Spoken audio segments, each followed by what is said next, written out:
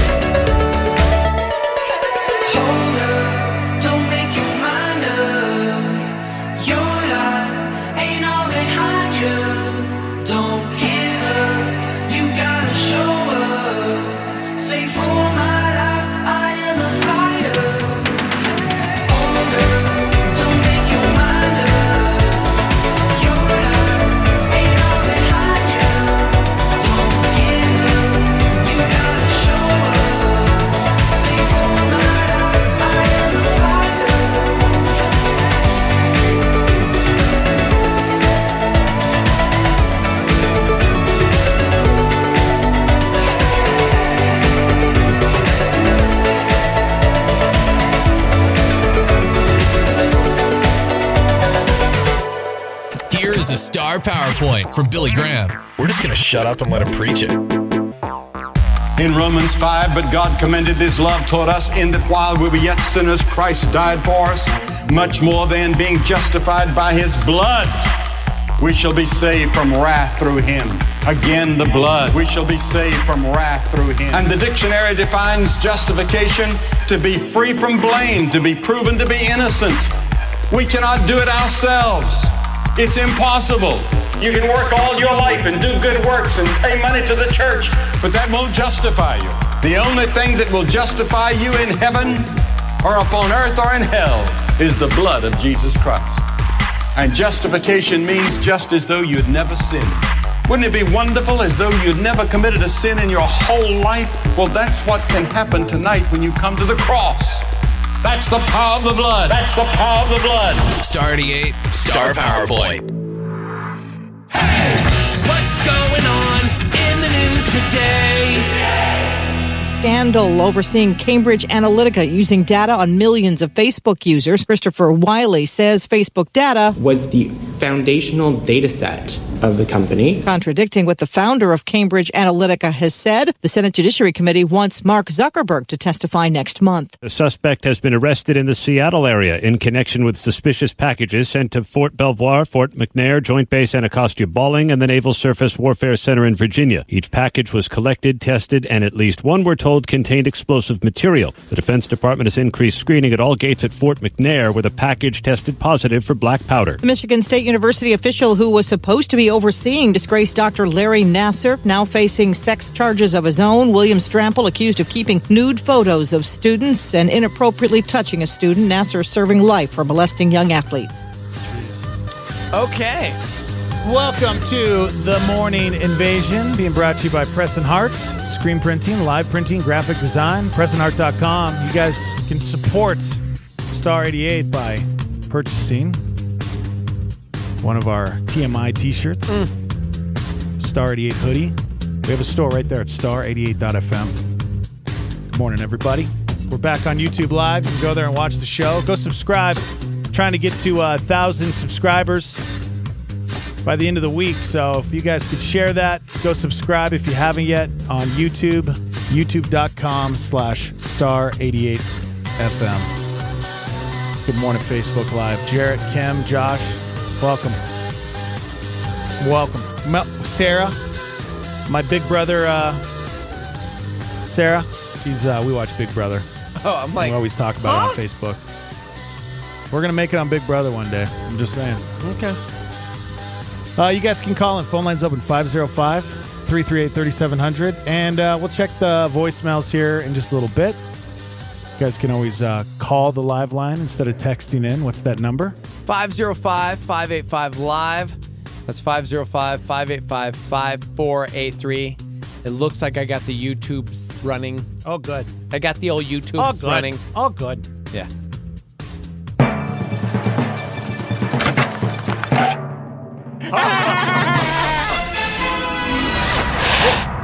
Get that cat! Get the cat! You know, with any job comes the reality that sometimes there are going to be some negatives with said job.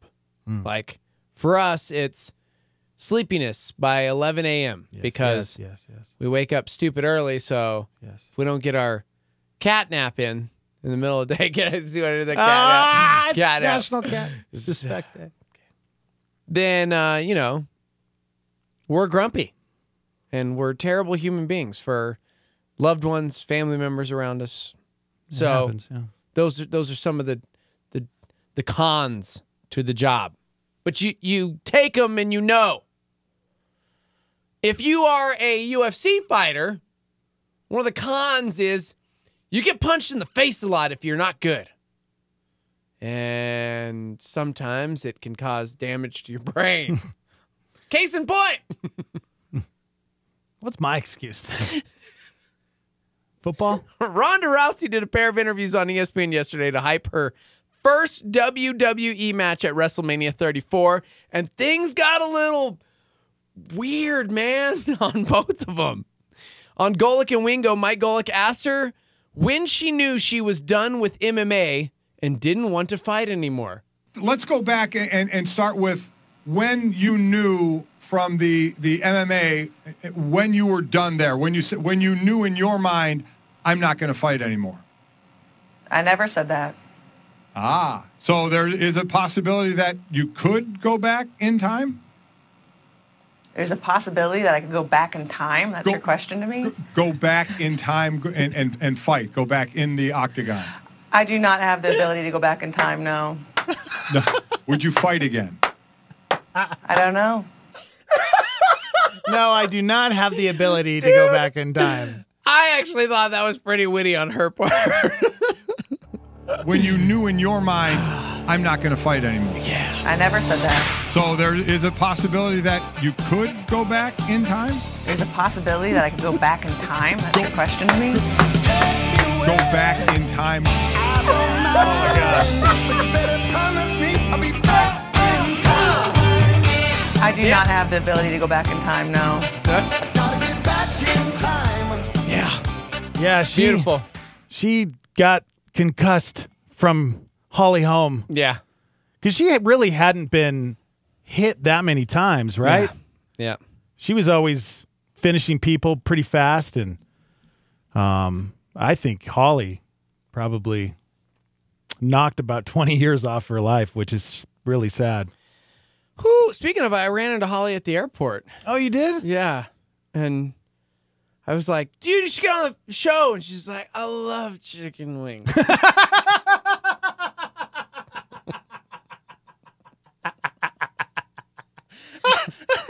I'm sorry, but that's not funny. That's not funny.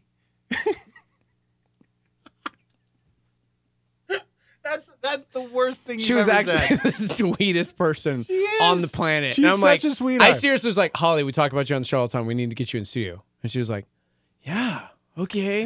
I'm like, okay. I don't know how to do that. Wait, where am I don't know how to make that happen. Who are you? To be fair, it was very early. That's really funny. But it's so sad. Somebody said, oh, cool, Ronda Rousey's going from a fake person to a fake fighter. Wow. You know, I know most people did not like her, but she did do some spectacular things in the octagon. Yeah, she Things did. that no one had done to that point that paved the way for a lot of the fighters you see today. Now, that being said, I'm sure she wishes people would focus on that aspect because in a separate interview yesterday, Ronda seemed to take issue with Max Kellerman's question about her loss to Holly. You became such... Sorry. It's okay. Do you want to... Sorry. I had another sentence. No, go ahead. Go ahead. He asked about the negative backlash after the loss with people calling her overrated instead of focusing on what I just talked about. You became such a big deal that when you lost, it's like the earth stopped spinning on its axis. After your loss in the UFC, there was a lot of talk, well, she was overrated, she was this, she was that, and my point of view was, at the time, and remains, that you achieved amazing heights. Almost no one wins forever. Everyone suffers setbacks, but there seemed to be like an unusual amount of negative pushback after your loss. Did you not experience that? I experience a lot of people who quote some people that are really just afraid to state their own opinion. Do you think it's my opinion? No, that's not my opinion. I can tell you right now, it's not my opinion. I thought you achieved amazing things. I was and remain a big fan of your fighting and of you. That's not me saying some people meaning me. That is me saying I read and heard from others and defended you. Well, thank you for defending me. I appreciate that. Oh, man. That girl is salty. I just started... That's what Kim says. All right, Ronda Rousey started doing stories on Instagram yesterday. She did her first story, and it was pretty cool. Yeah, if you're not following her, she's pretty fun to watch. Dude, she...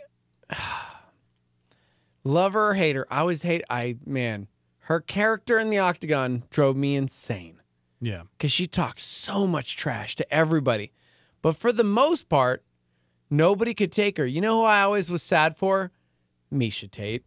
Yeah. Misha Tate is the Daniel Cormier. Yeah. She's the DC of like all of the women's UFC fighting. Yeah. Because there was like the one mountain she could not climb was Ronda Rousey. And every time she just got slaughtered. Yeah. I was like, I'm sorry, Misha. You cool. Yeah. And DC, I'm like, man, I want John Jones to just get healthy. I want him to be clear-minded. I want him to get back in there. I want to see that fight again. I'm sorry, DC. And you said Misha, and I got hungry for Chinese food. I don't know why. What? Yeah, my brain went to Chinese food. Man, I'd like a order of the Misha. That's where my brain goes. I got CTE from football. Gosh. That's what happens when you get concussions. It is too early in the morning for Chinese food. I'll have an order of Misha. I'll have some Mei Fun chicken, 3 egg rolls. Man, now I'm really hungry. Thanks, bro. Sorry, man. Thanks. Moving on. Speaking of gorging yourself on Chinese food at 6:45 in the morning, we are 3 months into 2018, so it's a pretty good time to check in on the old New Year's resolutions. Anybody remember those? Yeah! New Year's resolutions? Dex started strong. I'm still going strong. Yeah. What? Because I had a pastry yesterday. I'm doing like 1 or 2 a month. Yeah. Of really sugary things. You're going strong. What happened to your New Year's resolution was you're going to do a different challenge every month? Well, sure. I'm just saying. I think I'm more focused on just the sugar and gluten. That I'm trying to That's really good. Stick with that. Yeah, You're crushing that. Yeah, I'm doing great because it's March 28th, and I've been going strong with that. You have? I wanted to do running, but my ankles, I got to go to a foot specialist, and I've been putting that off. And I probably should do the no Netflix challenge for 30 days and see what happens, but I'm scared to do that. Ugh. So just Netflix? Like you can do Probably, other things? probably all streaming devices. Ooh. That'd be hard. Can you watch live television? Like, what happens if you need to watch a show for the show? Well, you'll have to watch it. Like last night, I was like, I got to watch the season premiere of Roseanne because we're going to be You'll have to talking watch about it for me then. Okay. I need a good cleanse. I need a detox. That's fine if you want to do that. Yeah, people, it's March 28th. I would imagine most people are done. On a scale of like percentage-wise, from 1 to 100%, what percent of people do you believe are still keeping their New Year's resolutions? I'd say like 1%. 1% of people. Wow. Yeah, I mean, come on. We're almost 4 months into this bad boy. You have no faith in the future of America. People are usually out the first month. 1% though? Come on, bro. Have a little faith. All right, 2%. 4% of people. Whoa, 4%. I was so far away. 4% of people say they're still keeping their resolutions perfectly, and only another 14% say they're mostly keeping them. Would you say you're the mostly keeper? Yeah. You can put me into that 4%. Heck yeah. No, you're not perfectly keeping it. Okay, you're right. Perfectly, you're right. Perfectly keeping it. Yeah. You did have a pastry yesterday. Yeah. I will say it was the best cherry cheese cream stuffed pastry I've ever had. It was so good. Guys, Sopo is killing it right now with their pastries. I'm telling you, if you get off sugar for a month and then you go back and eat sugar, it's one of the greatest experiences of your life. Your brain just explodes with... Yeah, I don't even know if I could say it, but it's crazy. So that leaves 82% of people who either did not make a resolution or already completely broke their resolution. 82% of people. Mm-hmm. Brian on Facebook says he's still trying to start his 2014 resolution. Oh, boy. What was it? I don't even do resolutions. Yeah, when you reach a certain age, usually in your 30s, Yeah. you get to that point where you just stop doing it because you've failed so many times. Well, I want to do, I do set goals in my life that I want to achieve, but not, I don't know, nothing at like the beginning of the year. It's just like, hey, you know what I need to work on? This. Yeah. You know what? I'm just going to work on this. Mm-hmm. I don't know. Yeah, still working on my goal of having the greatest morning show in the universe. Oh, yeah, it's a good goal. I'm down with that goal. Our girl, Britt Romney, she crushed her New Year's resolution. It was to get pregnant. She's crazy Good pregnant. job, Britt. Yeah. She's crazy pregnant. Like, literally, she's kind of crazy sometimes. She says She's some weird crazy. things. She's emotional as all get out. Hey, guys, it's Britt. Matt says he gave up bacon and cable news. Why would you give up bacon? Oh. Dude, shout out to Malik from Pakistan. Woo, woo! Oh! Rocking the show. He said the show is nice. That's not going to win anybody over. Moving on. Tan gummies. The hottest new trend. Maybe you're tired of having to go to the old tanning salon or hitting the beach to get that sweet tan bod. I need to get tan. This sounds like you're going to kill yourself. Yeah. A company in England just invented a product called tan gummies. This is bad. They're gummy bears that make you tan. I love everything about this.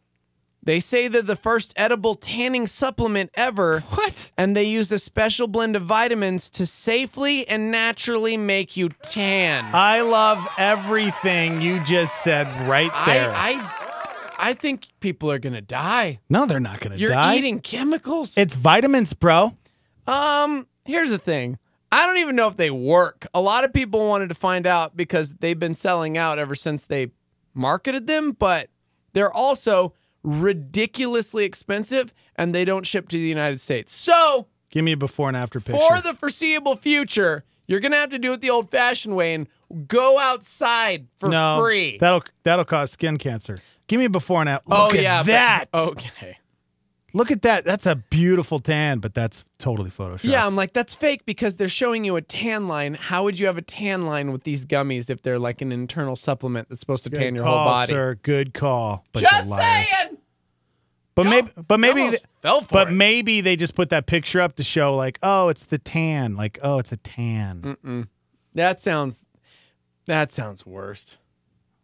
You know what? I'll try it. If I can get some of these, I'll try it. because I burn in the sun. See, I get a nice. No, man, My I mom's burn. like Spanish jeans. I burn bad. Man, loves me some the sun. Oh, Good morning. Good morning. Hi. I know you probably don't do this, but I just wanted to say happy birthday to my husband. He turns 34 today, and I know he's listening, and he's the best husband and father ever. Wow. Oh, man. do you want to say his name? Brandon.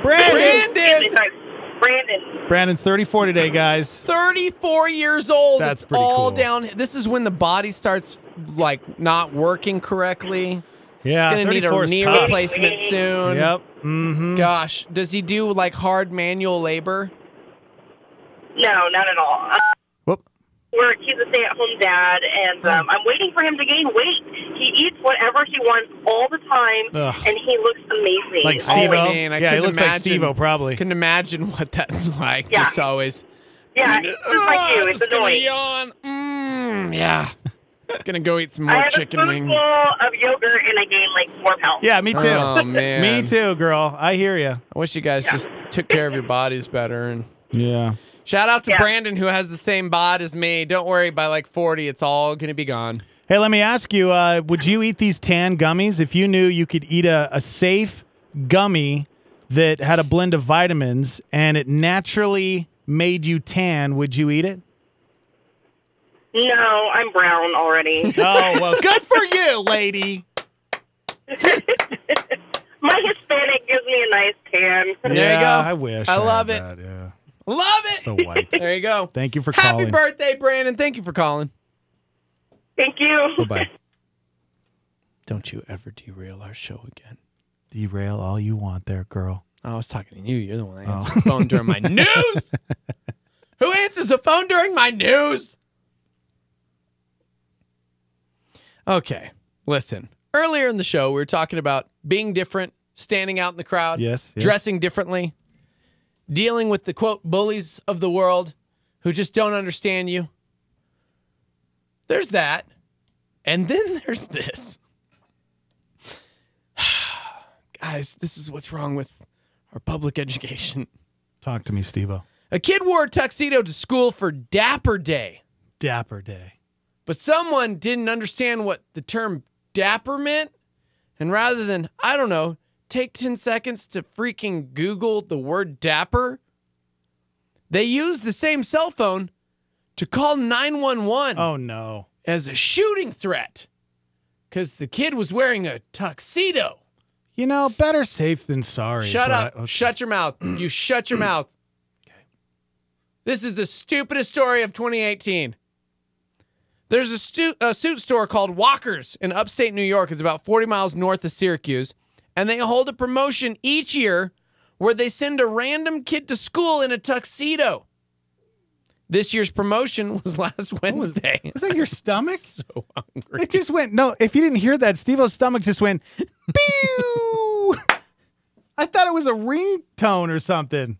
Pew! That's what your stomach just did. Talking Chinese, and my stomach was like, yeah, bing do diao. I don't think you guys heard Some that, General but it was Tsao needs to get all up in this. That was the weirdest. I think you swallowed something last night. Like a cell phone or something. You get a text message. That was weird. Pew! This year's promotion was last Wednesday, and the high school kid they picked for it teased it on Facebook the night before by writing that it would be a very dapper day at school tomorrow. Call 911. The dictionary definition of dapper is neat and trim in appearance. Neat and trim in appearance. Or if you've seen, what's that movie where they're all singing and it's got George Clooney in it?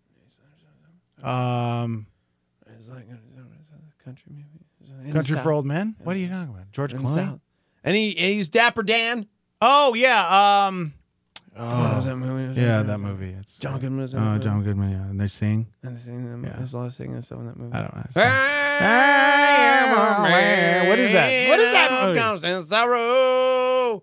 Is that a movie? Yeah, I know Remember that movie. Is that movie? Yeah. What was the name of that movie? Dapper Dan. Yeah, have you watched that movie? Mm-hmm. Have you watched that Dapper Dan movie? Yeah, kid. You'd know. Mm-hmm. A woman saw the post, didn't know what dapper meant, and freaked out. Thought the word dapper sounded ominous. Sounded bad. Woman saw the post who didn't know and thought the word dapper sounded ominous. Boom. And reported it as a possible shooting threat. Well, like I said, you just never know these days. By the way, in case you're not keen on the word ominous, it means like something bad, something unpleasant. Yeah, man. Something gnarly is about to go down. Just saying, people don't know words these days, apparently. Obviously, the police had to take it seriously because a woman called it in as a threat, but thankfully quickly determined it wasn't an actual threat.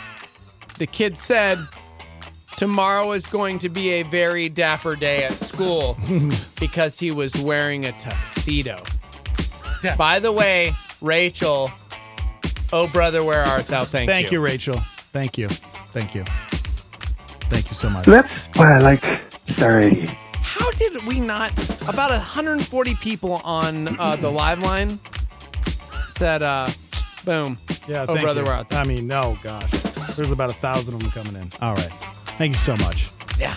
We're live from the Dreamstyle Remodeling Star 88 studios. We got to take a quick break. We'll be right back. Hang on.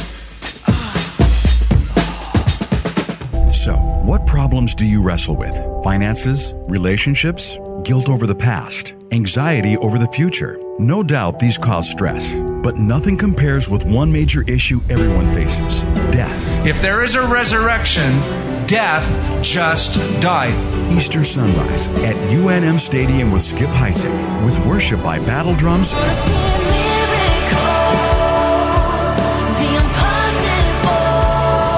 and Sarah Reeves.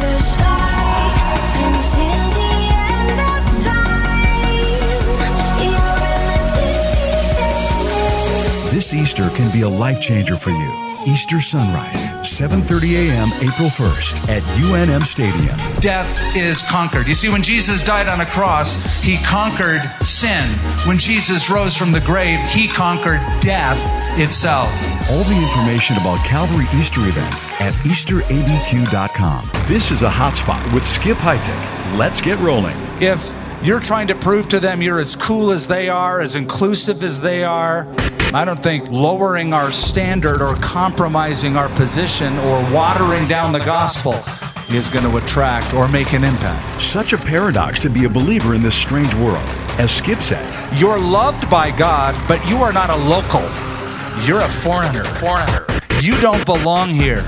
You're an outsider, or in the words of Jesus, you are in this world, but what? Not of the world. Hotspot. We cannot afford to lose our grip on our real identities. And when we forget who we are, we start living like perpetual citizens of earth rather than eternal citizens of heaven. Find Skip's full teaching library through the Bible at connectwithskip.com. Finally, here's a sign from Jesus that points to real love. If you're going to live a godly life on the outside, begins by living a godly life on the inside. Music with more than a beat. Vertical worship, Christian hits, and fresh indie on Star 88. KLYT, Albuquerque, Santa Fe. It's the Morning Invasion with Dex and Steve-O. You guys are totally bad to the bone. I'm playing this song because there is a movie that comes out this weekend called Ready Player One. Oh, man. You seen this trailer, Buck? No, let's see it. You haven't seen the trailer yet? No, I've seen it, but I was just, I was trying to help your show since you could play the audio. I know. For those that have not or have no knowledge of it, it was a very popular book that our friend Joey Belleville told me I had to read because child of the 80s. Essentially, this guy who is not, a well-known author wrote this book as a love letter to Steven Spielberg and the 80s, essentially. Nice. And which is kind of trending right now. You see Stranger Things, It. There's been a lot of nostalgic returns lately, but when I read the book, there was nothing like it. I mean, everything pales in comparison to Ready Player One as far as the nostalgia trip. And so the movie is about a kid who lives in the future. I think it's 2047 is the year, 2045, 2047, in Columbus, Ohio, and the world sucks. Everything's broken down. We've wasted all of our resources. So it's like Detroit today. Yes. Yes. Just trash Poor piles. D-town. And they live in places called the stacks. And the stacks are like all these like mobile homes stacked on top of each other. And nobody wants to live in reality. I will say on a deeper level, as far as reviewing the film, they really touched on this in a great way, because I feel like we're already there as a society with Facebook and our lack of interaction with humans in front of us. We'd rather just be on our phones. They really touch on that because nobody wants to live in reality because it's horrible. Nobody wants to face it. And so there was this genius creator who was a child of the 80s. Willy Wonka. Basically. Like, seriously. That was 1971. He's kind of modeled after that. Like, you think, when I was reading the book, I actually thought Gene Wilder, Willy Wonka. Yeah. Because he was this child of the 80s, and his love for the 80s took over, but he was this brilliant man who created something called the Oasis, which was kind of like a virtual reality world. Like a World of Warcraft, but way more than that. You create an avatar. You could be whoever you want. So it's kind of like that movie that they filmed here, where you go out. But and it's have not your just a avatar. video game. Yes, Yeah. But it's not just a gamer. It's not just a video game where you're like shooting and doing all these things. If you want to like climb Mount Everest, you can climb Mount Everest. If you want to go adventure into space, you can. I was adventure. wondering about that because they were in vehicles and stuff, right? It's limitless possibilities. Yeah. You just kind of have to level up and have enough coin and all of these things. So I went last night. I saw the screener of it, and I happened to take some children. One in particular named Brody Parker, who is 5 years old. He's a professional movie reviewer. He's a professional movie reviewer. Afterwards, we were talking to the studio. Yeah, we were talking to the studio, and it was really funny because he gave his review to the Warner Brothers studio guy. Yeah. Good morning, Brody Parker. Hi. How are you? What's up, bro? I'm good. You're on spring break. You don't have school. You got to go to the movies last night. Yeah. Yeah. Mm-hmm. So, welcome to the Morning Invasion. Our friend Buck is hanging out with us this morning. Good morning, Brodus. Hi. But last night we did something very special. Went and saw a screener for Ready Player One. A lot of people are really excited to get your thoughts on the movie. So, where do you want to start? Ready Player One, what'd you think? It was awesome. It was awesome, yeah? What did you love about Ready Player One? Because Iron Giant came to life. Because the Iron Giant came to life. Oh, the Iron Giant was in it, If Brody? you've seen the trailer, literally everything in this film is nostalgia. Oh. Like every avatar, it's like, oh my gosh, there's the Battletoads. Like if you look, there's, Blanca from Street Fighter. And like every single one. Go ahead. And also Batman was in it. Batman? Everyone. I'm telling you. Ninja Turtles. The Ninja Were Turtles. Power Rangers in there? No. Oh. That he saw. Maybe they were. So here's something fun that I didn't know beforehand. So Brody and I were watching the movie, and afterwards we were talking to the studio guy from Warner Brothers, and he let us know that this movie was directed by Steven Spielberg, which Brody knows because of, well, he executive produced Gremlins and Indiana Jones, and it's Steven Spielberg. E.T. like. Gremlins was in there. Yeah. See, Brody saw something that not a lot of people saw. Gremlins were in there, but here's the thing: Steven Spielberg took on this movie and said, "I don't want anything from any of my films in it. I don't want it to be like," because the book really pays homage to Steven Spielberg, and he didn't want to toot his own horn. Oh, wow. So he removed. I put you on speakerphone. Okay, thanks, Bubba. He removed every. So don't swear. Yeah, he removed every single mention of his films, every single character from any of his films, but all of the people that were taking part in the movie love Steven Spielberg. Yeah. So in post, the visual effects department, like there were different departments, they snuck in Easter eggs of Steven Spielberg films. Who? Mama. Mama made it home. Oh, good. Thank God. Yeah. Thanks to everybody who was praying because she was trying to get home from Boston yesterday and the snow was crazy. But so he noticed one that I didn't notice right away. There was a gremlin just kind of hidden in the film. Nice. But there's 10 to 12 Steven Spielberg Easter eggs that they snuck past Steven Spielberg in post. So it was that in and of itself, seeing everything that's within it. So it's kind of like, you know, Wreck-It Ralph, where you see all the cool video game characters. Now think of this, but all of 80s and 90s pop culture. Daddy. Yeah. I just remembered something that you just said. Oh, yeah? The bunny gets the pancakes. The bunny gets the pancakes. That's from the Wreck-It Ralph trailer. Oh, okay. That we've watched 1,000 times. Oh, yeah. So, Brody, a lot of people want to see Ready Player One. It releases on Thursday. It is rated PG-13. What did you think about, like... Wait, how old is Brody? He's 5. So what do you Good think job, about, parent. like, you know, the video game violence? Did you think it was too over the top, or what did you think? It was too over the top. It was too over the top? Yeah, bad parenting. I mean, what about it? What did you not like? I don't know. You don't know? Yeah. He liked it all. He liked it all. I think at this point he's just repeating everything I say. Yeah. So which 4 do you like?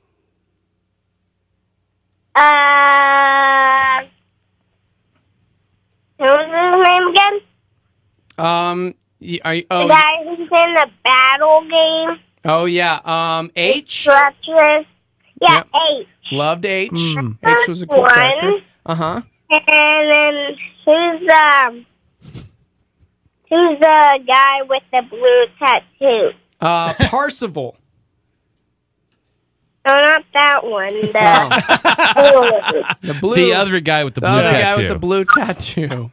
You mean the main character? The one with the glasses. Right, with the Superman glasses? No, with the glasses, and he has the game suit. Yeah, Wade. Oh. Yeah, but he goes by Parsival. Are you skiing right now, Brody? Yeah, if you could hold the phone still, we'd appreciate it. Just hitting the slopes. So how much of the movie was in virtual world compared to the real life? Was it a good, would you say, balance of that, or was it mostly all in the virtual world? All in the virtual world. Okay. In the virtual world. The Yes. virtual world. Most of it does take place in there because that's where society wants to live. But there are the bad guys who essentially... Yep, the president. Yeah, the president. Oh. Who's the head of the corporation. Because think He's about like it. a villain guy? Yeah, it's a multi-billion-dollar thing. So... Do you remember that one part when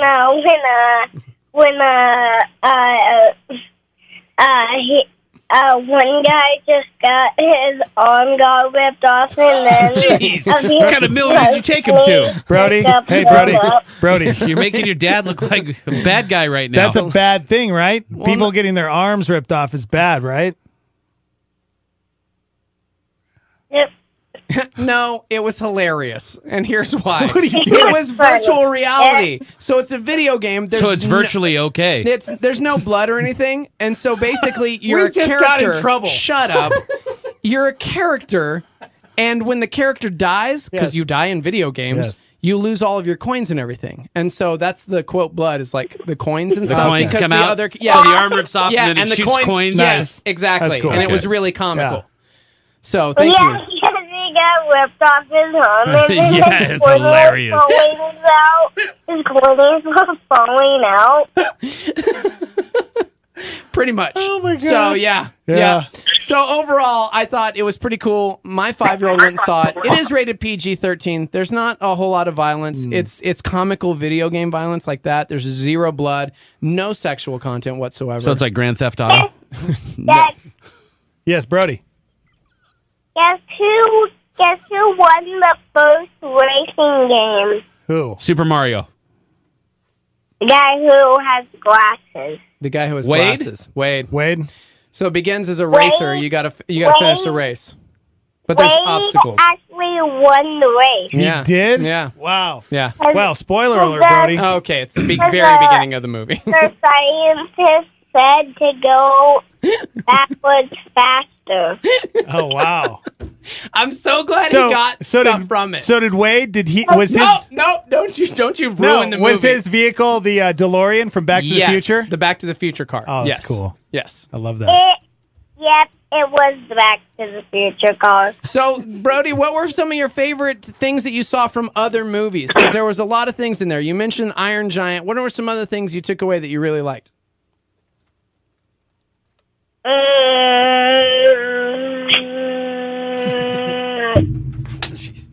don't know. Okay, One cool. eternity later. Awesome. Well, it's been fun. Wake up, get up, wake up, get up, wake up, get up, wake up, get up, wake up, get up, wake up, get up, wake up, get up. It's the Morning Invasion with Dex and Steve-O.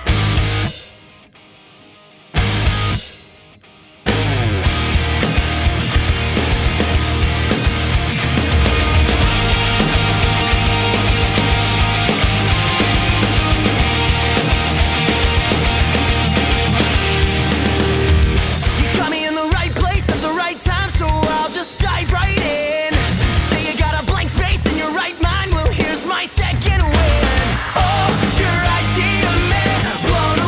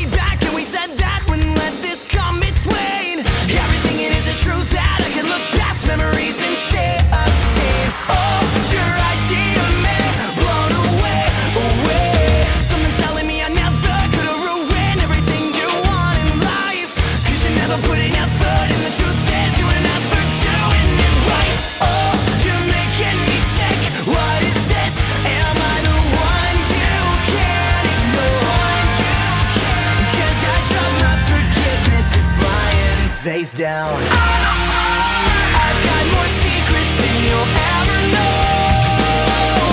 Another year and you won't let it go. Too many times I told myself to hold on, but it's too late for me. Now I'm as good as gone.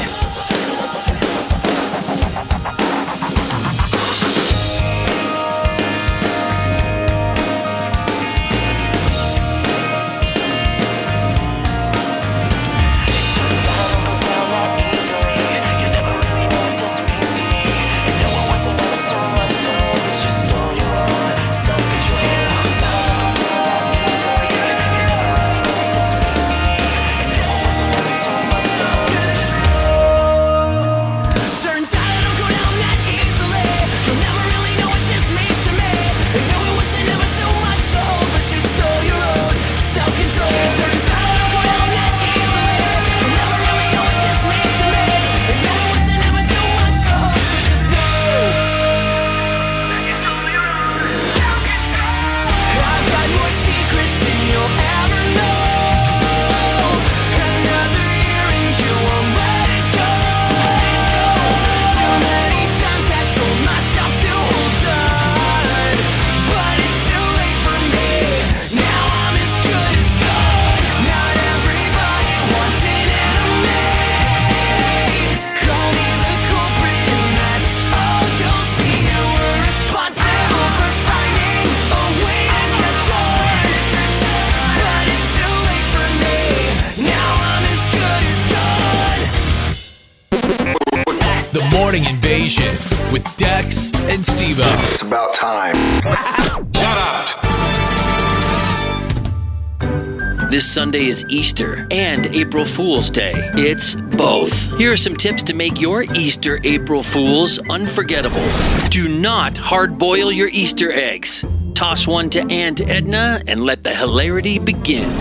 Tell your kids to hunt for eggs, but don't hide any. Let them loose in the backyard and see how long it takes for them to realize the eggs were never hidden in the first place.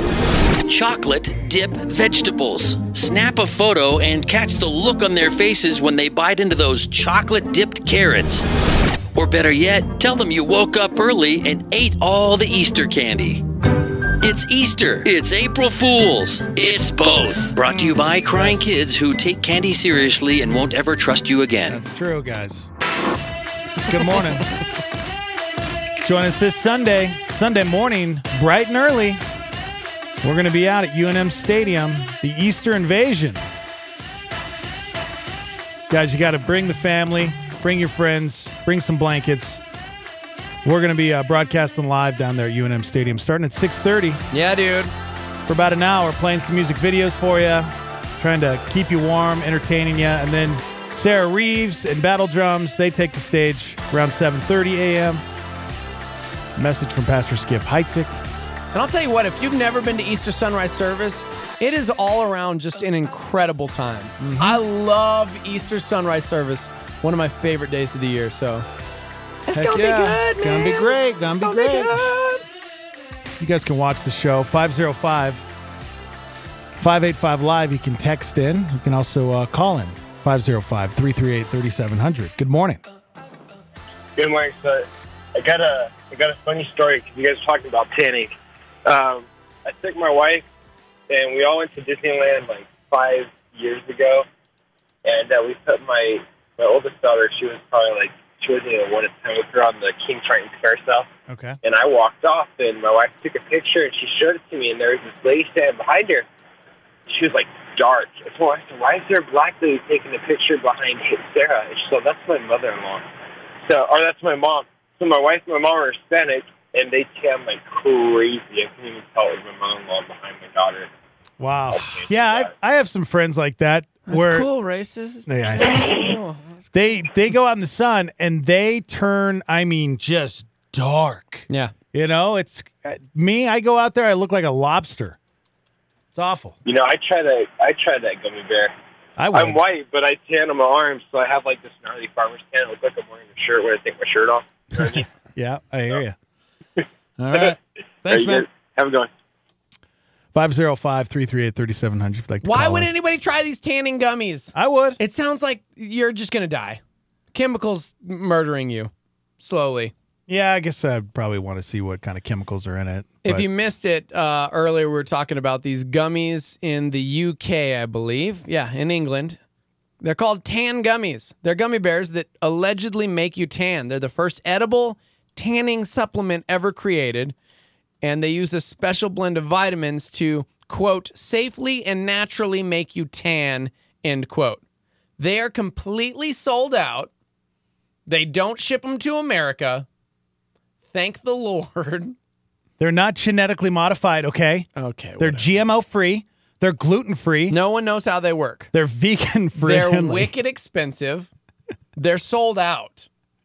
Well, yeah, if you could eat a gummy that made you tan, okay. Think about all the chemicals we put on our bodies and, you know. Carl chimed in and said, my speculation on the tanning gummies, these poor soulless British people need all of the help they can get. The sun doesn't shine in Britain, so the gummy tanners probably put tanning nutrients, quote, chemicals, in their bodies to help make them susceptible to tanning. Not that they'd ever see the sun, though, thus natural tan lines, maybe from fluorescent lighting. Yeah. Why would you say soulless? Soulless. They're not soulless. Maybe you meant like S-O-L, like the sun, like the soul, soulless. Our girl Winnie chimes in all the time. She's not soulless. So I'm reading about these things. And so you take 2 tan gummies per day until they dissolve, or you can chew them. And you have to wait 3 to 4 weeks. Okay. And you'll see a light golden color that will develop. This is the dumbest thing I've heard. Thebes says it's probably just concentrated carrot juice. Yeah. You know when you eat too many carrots, orange? you turn orange? Yeah, it's a good call. I'm just saying. Yep. That's how I know we have the healthiest president. He loves carrots. That's for Bill. That's good. Speaking of, we got to talk about this. There is a brand new show that premiered last night on television, and it is all the rage. When are we going to talk about this? When are we going to talk about this? You want to talk about it now? You can talk about it now. we can talk about it now. Mentioning our Presidente, El Presidente Donald Jefferson Trump. What's his real middle name? Marcus. Donald Marcus Trump. Dude, it's 2018, and it is still contentious. When our boy Bill Peterson calls in, about 50% of our audience immediately crosses our arms and goes, "What's he going to say this time?" I know. What's he going to say? Yep. However, I don't know that it's ever been this contentious. Has it been like this in the past and we just weren't aware because we didn't have social media? Yes. And we didn't know that people really just fought and argued and hated each other over politics? Yes, it has always been like Dividing families even? I can remember my grandpa and my dad getting into a political argument back in the day when I was a child. I didn't argue with my mom when we were in Phoenix, but I will say the entire time my mom and my stepdad talked politics. They live in Arizona, and I learned more about McCain than I cared to know ever in the history. And so it's real. Oh, it's so real. If anybody watched last night, I would love your thoughts and opinions. Star me, call us up. What's that phone number, Dex? 505-338-3700. That's right. You can also text into the live line, 505-585-LIVE. That's 585-5483. Last night, Roseanne made her return to television. It has been 21 years since Roseanne went off the air, and it's back. Now, in the meantime, let's see. She ran for president in 2012. She's done a lot of things. She actually owns a macadamia nut farm in Hawaii. Wow. And that's where she lives. You wouldn't think this. Huh. Roseanne lives in Hawaii on her macadamia nut farm. That's hilarious. Yeah. So she did an interview with the New York Times talking about it because the last time around it was, it was interesting and they broke a lot of ground and talked about a lot of things that nobody talked about. So here we are 30 years later because Roseanne kicked off 30 years ago. I can remember it, man. I can remember 30. watching the first episode when I was a child. She was talking about the idea that she's not sure that 30 years later women are getting the opportunities that she's hoping for from when she started. However, they're getting opportunities. So she was excited to do the show again simply because she believes there's a story to tell, and she's never cared about people giving her flack or telling her she was wrong or saying horrible things because she's like, I don't care, I'm telling this story. Well, because isn't Roseanne, the TV show, it's based off of her life, right? Yeah. Pretty much. I mean, because she's a stand-up comedian, right? Yeah. And that's kind of like her character on Roseanne, I think, is a lot like how she is in real life. She was saying in the interview with the New York Times that the difference now is she has creative control. Back then, she would bicker and fight and argue with the other writers or the studio or whoever because she wanted to tell a certain story and she got to tell it sort of. But this time around, her and Sarah Gilbert have just about all of the creative control and can fight for that. And so they asked her what kind of story she wanted to tell on the new Roseanne. And her response was how families are still struggling and what they do about it. There's an arc in this season. It's the closest I've been to doing what I want to do. It's about everything in our country. It's about opioids. It's about healthcare. It's about how we deal with the whole new issues that we didn't even have before, like gender fluid kids, how working class people, how and why they elected Trump as president. I'm telling you, man, I watched that show last night and I was going, this is crazy. How is it that Roseanne became like the most topical show on television? Because Roseanne was that show that everybody could relate to, especially for when I was growing up. I know we watched it as a family. Paycheck to paycheck. Yeah, we could totally relate to it. Yeah. Here's a clip from last night. This is Roseanne explaining why she voted for Trump. Hey, everybody. This is the first dinner together we've had as a family in a long time. Let's try to survive it. Oh, yeah. First, let's say grace. Jackie, would you like to take a knee?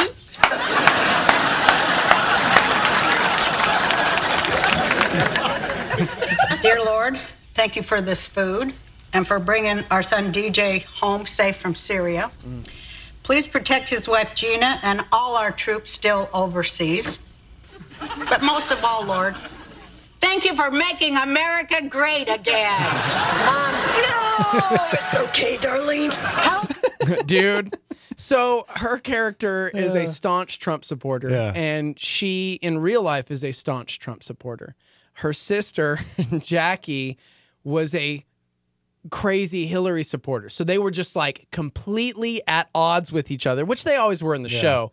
But it was incredible to see how last night they gave everyone a voice. Everyone was able to have their voice, and there were jokes on both sides. So Jackie had some pretty funny comebacks as far as our President Trump. But then it was really the first show I'd seen in a very long time that took the perspective of like white collar America, not necessarily from a Christian standpoint, because I know people get after evangelicals because they say, oh, you voted in this president and this is really, you really think this is that Christian president? It wasn't from that perspective at all. It was just from the working class American.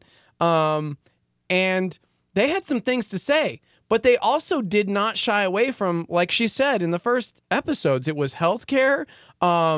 Their daughter moves back home, she says, to take care of her parents. And you find out later why Darlene really moved back home.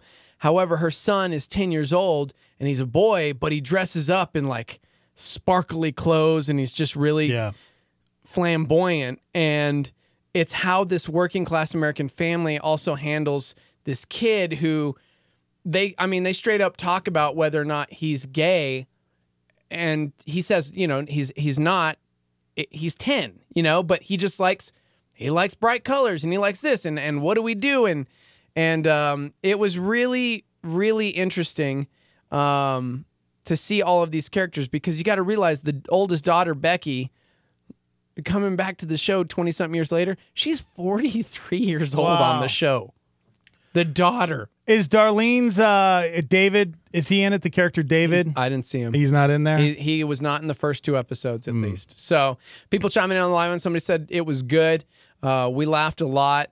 Marissa says, I watched it. I loved it. They've always talked about current events and certain points of contention in the show. Yes, it's political and contentious issues, but that's what life is today. I loved it.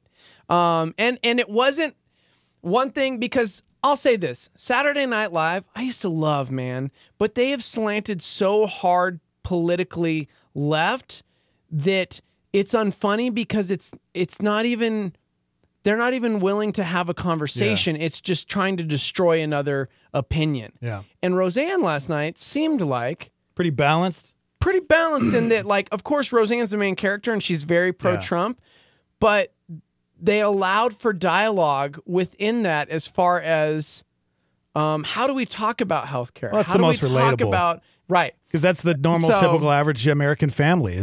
We're all pretty much divided when it comes to the country. Oh, yeah. So if you can interject a little humor in there and you can kind of disarm the situation, maybe, just maybe, it'll cause people to realize, man, we shouldn't be fighting over this. Because the beginning of the show, the 2 main characters, if you will, you got Roseanne, you got her sister Jackie, who haven't spoken like since Trump was elected, because they're just so angry with each other, and how they resolve that, and how you can talk to family, because family is family, and why are we allowing these certain things to divide us? And it was a really interesting show. Good morning, Roseanne. I can't wait to watch it. Good morning. Hi. We watched last night. It was pretty good. It seemed like the old Roseanne, not the end of Roseanne where it got stupid and weird. But like the height of the season in the middle, where they were actually, remember, they were one of the first shows to tackle domestic violence. Yep. And And that's that's what she was saying was sex and pregnancy and all of that. That's what she was saying was wanting to have that voice again, because in Hollywood right now, not a lot of people are talking about these things, and if they are, it's from one very certain perspective and how planted. Right. Yeah, right, and how we really need to tell different stories. And she said, I wanted to have dialogue about families torn apart by the election, by political differences of opinion, how we should handle it. I thought this was an important thing to say in this time. And so, yeah. So you enjoyed that scene you were talking about was funny, because here's Roseanne and Jackie talking about the election. Yep. And Jackie says, I'm sorry. And then Roseanne says, I forgive you. Right. I loved it. Roseanne, because Jackie's like, I know how hard that was for you. Yeah. And it was hilarious. Yeah. And it was very true. They kind of put it aside. They'll still jibe at each other. And Dan, trying to show his grandson he loved him, but really wanting him to not get bullied or beat up. I thought they treated that very gently and very real. Right. Yeah. You don't want your kids or grandkids to grow up hard like that. And that kid knows who he is, and he's not transgender. Right. He just likes fancy clothes. It's okay. Right. And I thought they treated it really well. Yep. Good. Thanks for calling. Yeah. That was awesome. We'll see. It's only a 9-episode revival. They're hoping that it continues. Obviously, they want to make a few seasons, they said. But Louise said, I just felt really old watching Roseanne. Oh, I bet. Like, dang, they got old. Yeah. It reminded me of childhood. It just took you back. But they were having these really important conversations. So, multiple people chiming in about Last Man Standing with Tim Allen. Said it was the same way about politics. Yeah. Somebody else said from the political side, Last Man Standing was very similar. Of course, that show ended up getting canceled. Right. So, what network was Last Man Standing? I don't know. Was it ABC? I want to say it was ABC. Because in the article, the New York Times does talk about the fact that President Trump has had some very tough words for ABC, and they don't exactly get along. So how is this going to work? Because this is on a network that has been very outspokenly anti-Trump. Yeah. And you see this television show that is as from Roseanne's mouth herself, it is an accurate portrayal of these people and people like them who backed our president in terms of what they think, how they feel, because they are the ones who sent their kids over to fight. We've been in wars for a long, long time, which everybody seems to forget. But working class people don't forget it because their kids are still in it. And that's the story she wanted to tell. Nice. Really interesting, guys. Yeah, it's going to be massive.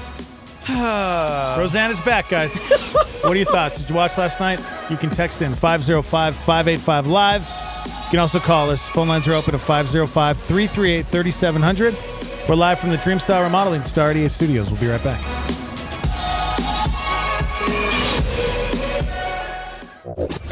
I'm Heidi, and here's what's happening. Sagebrush Church invites you to join them for worship and an engaging message for Easter weekend. They'll have services for kids and students, including an egg hunt and awesome giveaways for preschool through 5th grade. Celebrate Holy Week with Legacy as they gather together for a special Good Friday service on March 30th at 6:30 p.m. Just 3 days later, celebrate the victory of Christ's resurrection and experience Easter at Legacy April 1st at 9 a.m. If you're in Las Cruces, Mesilla Park Community Church invites you to join them at the El Paso Road campus to celebrate Easter. Services are at 9 a.m. and 11 a.m. with free brunch being served before each service and a massive candy drop for the kids after each service. For Easter service times, locations, and more information about these events, visit star88.fm. For what's happening, I'm Heidi, and this is Star 88. Chris Tomlin has a reminder for you. No matter where you end up in life, there's always a road back home where a father awaits with open arms. A solar flare. Star 88.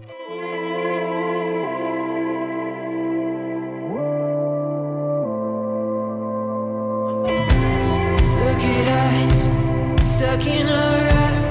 I don't care. It's a snare, trapping us down with the dirt and the leaves. I can see inside the sun, through the trees, lighting the earth, evergreen. Only with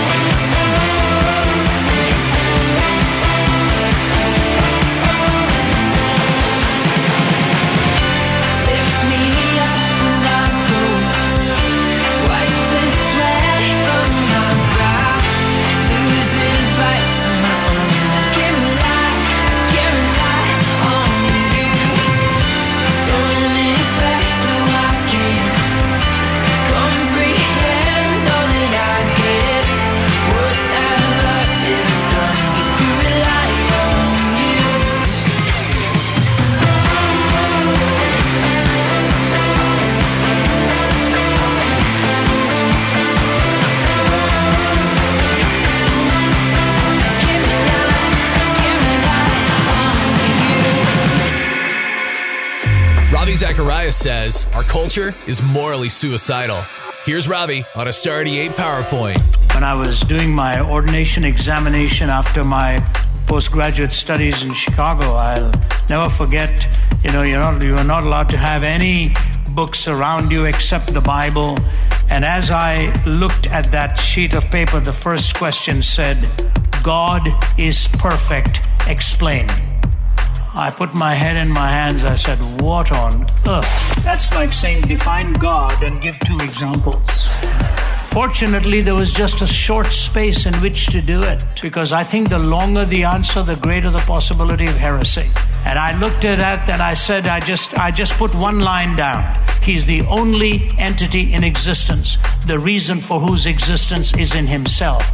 All other entities or quantities in existence find the reason for their existence outside of themselves. So in effect, his very existence is uncaused, uncontingent, perfect in his being. A Star 88 PowerPoint. What's going on in the news today? Scandal overseeing Cambridge Analytica using data on millions of Facebook users. Christopher Wiley says Facebook data was the foundational data set of the company. Contradicting what the founder of Cambridge Analytica has said, the Senate Judiciary Committee wants Mark Zuckerberg to testify next month. The suspect has been arrested in the Seattle area in connection with suspicious packages sent to Fort Belvoir, Fort McNair, Joint Base Anacostia Bolling, and the Naval Surface Warfare Center in Virginia. Each package was collected, tested, and at least one, we're told, contained explosive material. The Defense Department has increased screening at all gates at Fort McNair, where the package tested positive for black powder. The Michigan State University official who was supposed to be overseeing disgraced Dr. Larry Nassar, now facing sex charges of his own. William Strample accused of keeping nude photos of students and inappropriately touching a student. Nassar serving life for molesting young athletes. Okay, news. Good morning. Cool, sweet news. Good morning. Good morning.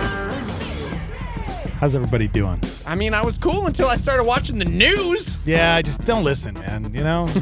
Put your earmuffs on. Man alive! I've been saying man alive a lot. I don't know where that term came from. You've always said that. Man alive! Man alive! I say, geez Louise. That's what I say all the time. Are we getting old? Yep, we are. These are our old phrases? Mm-hmm. Okay. Man alive. We are the Morning Invasion, live from the Dreamstar Remodeling Star 88 Studios. Good morning, Facebook Live, YouTube. Get there, watch the show. We upload the shows every day, so you can go back, watch it whenever you want. Gather the family around. Turn us on, man.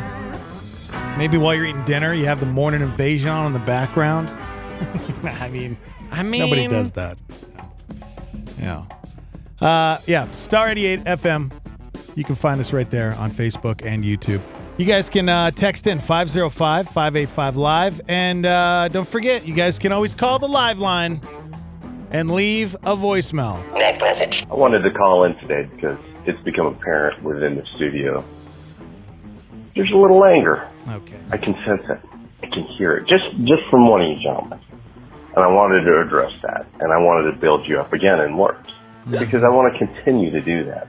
I want you to see everything that is love and grace. Almost 2 years ago when Matt left, I was really concerned what was going to happen. You guys weren't a trio anymore. I was really concerned about that. We all know what a great job Steve-O does, but I wanted to throw due credit where credit is due. Absolutely. That's important. Build each other up. It's about time. And I want to say you guys are doing a great job ever since you lost Matt. I was really worried about it. You guys have been informative and you guys have been fun. Everybody knows that I feel very strongly about the quality work that Steve-O does, but I wanted to address somebody else. Yeah, go ahead. With that being said, I want to say, Joey, you're doing a great job. R.I.P. Matt Gentry. Okay. Wow. I hate that guy. Just kidding. I don't hate him. It's real funny, man. It's real funny. Yeah. Yeah, feel free if, we could just get a ton of people to call the voice and leave a message. I'd appreciate it. So then I wouldn't have to play that one because that was our only one this morning. 585 live. You can call it. Please. Just say whatever you want. It's cool. Okay. You can also call us right now in the studio, 505-338-3700. I need to address this before I forget because today is a special day. It's March 28th. And on this very day, back in 1996, Phil Collins announced that he was leaving Genesis to concentrate on his solo career. Yeah, she reaches in and grabs right hold of your heart. Yes, I love Genesis. I love Genesis. But I love Phil Collins. This is amazing. I think it was one of the best decisions he's ever made. Okay. Leaving the only way. Listen to these hits, Steve-O. I know, I'm hearing it. Over and over again. Guys, the hits keep rolling. If there's one thing you should gravitate to on our show today, it's this. After 21 years, Roseanne is back on the air. And 22 years ago, Phil Collins left Genesis to concentrate on his solo career. What do they have in common? Well, Roseanne is a show about a family. It's just middle-class America. That's right, man. That are pro. And Roseanne knew, I'm going to get a lot of flack for this, but guess what? She stood by her convictions. Yeah, she did. In the face of Hollywood and said, I'm going to make the show, and I don't care what you have to say. That's right. Phil Collins looked at his bandmates and said, guys, I feel like I have a voice of my own. I got to sow those seeds and do my own things. And what I'm saying to you guys is sometimes you're going to be at a crossroads and you're going to know, do I take the red pill or the blue pill? You're ruining my montage. And you take that pill knowing that God's got a plan, bro. You need to, oh gosh. Consequences be darned. You're ruining it. You fly through like an eagle with wings on fire. You will burn bright. I have lost all sense of knowledge, wisdom, and vocabulary. You've been talking segment. for 2 minutes. You've ruined But my I montage. do know that I am a stronger man because of Roseanne and Phil Collins. And I will fight for what is right. I will be the voice of reasons. That was a good montage. Can I play my whole montage without you interfering? Thank you. You're about to hear the greatest music compilation ever. Imagine lying in your bed, listening to the greatest voice this planet has ever heard. That's so great.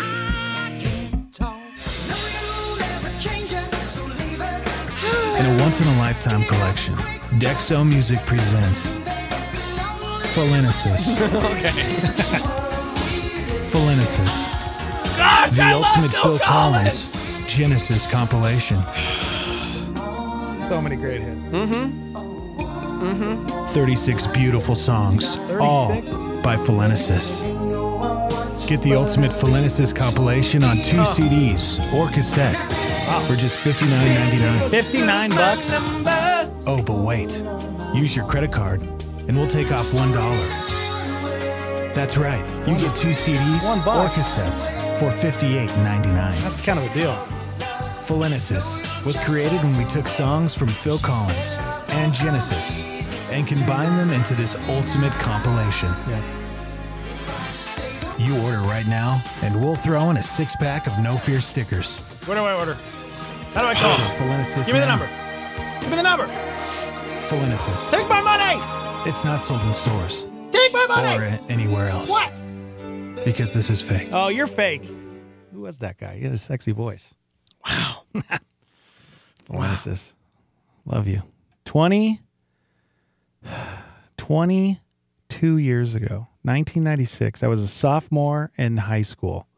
Phil Collins ditched Genesis and said, I'm out, guys. Soloing this bad boy. There you go. Good morning, everybody. The show can't get any better from here, so we're just going to wrap it up right now. Okay? That's all we got. There ain't no more. That's right. Time is tight.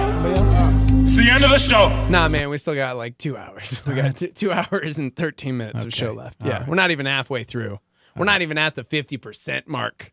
Like, you're watching that thing download. It's at 46% right now, and you're going, I'm never going to download this thing. That's true. Not even halfway there. That's true. Yep. So. What are we watching? Guys, I want to talk about Alice Cooper. Okay. Alice Cooper is one of rock's greatest legends. He really is.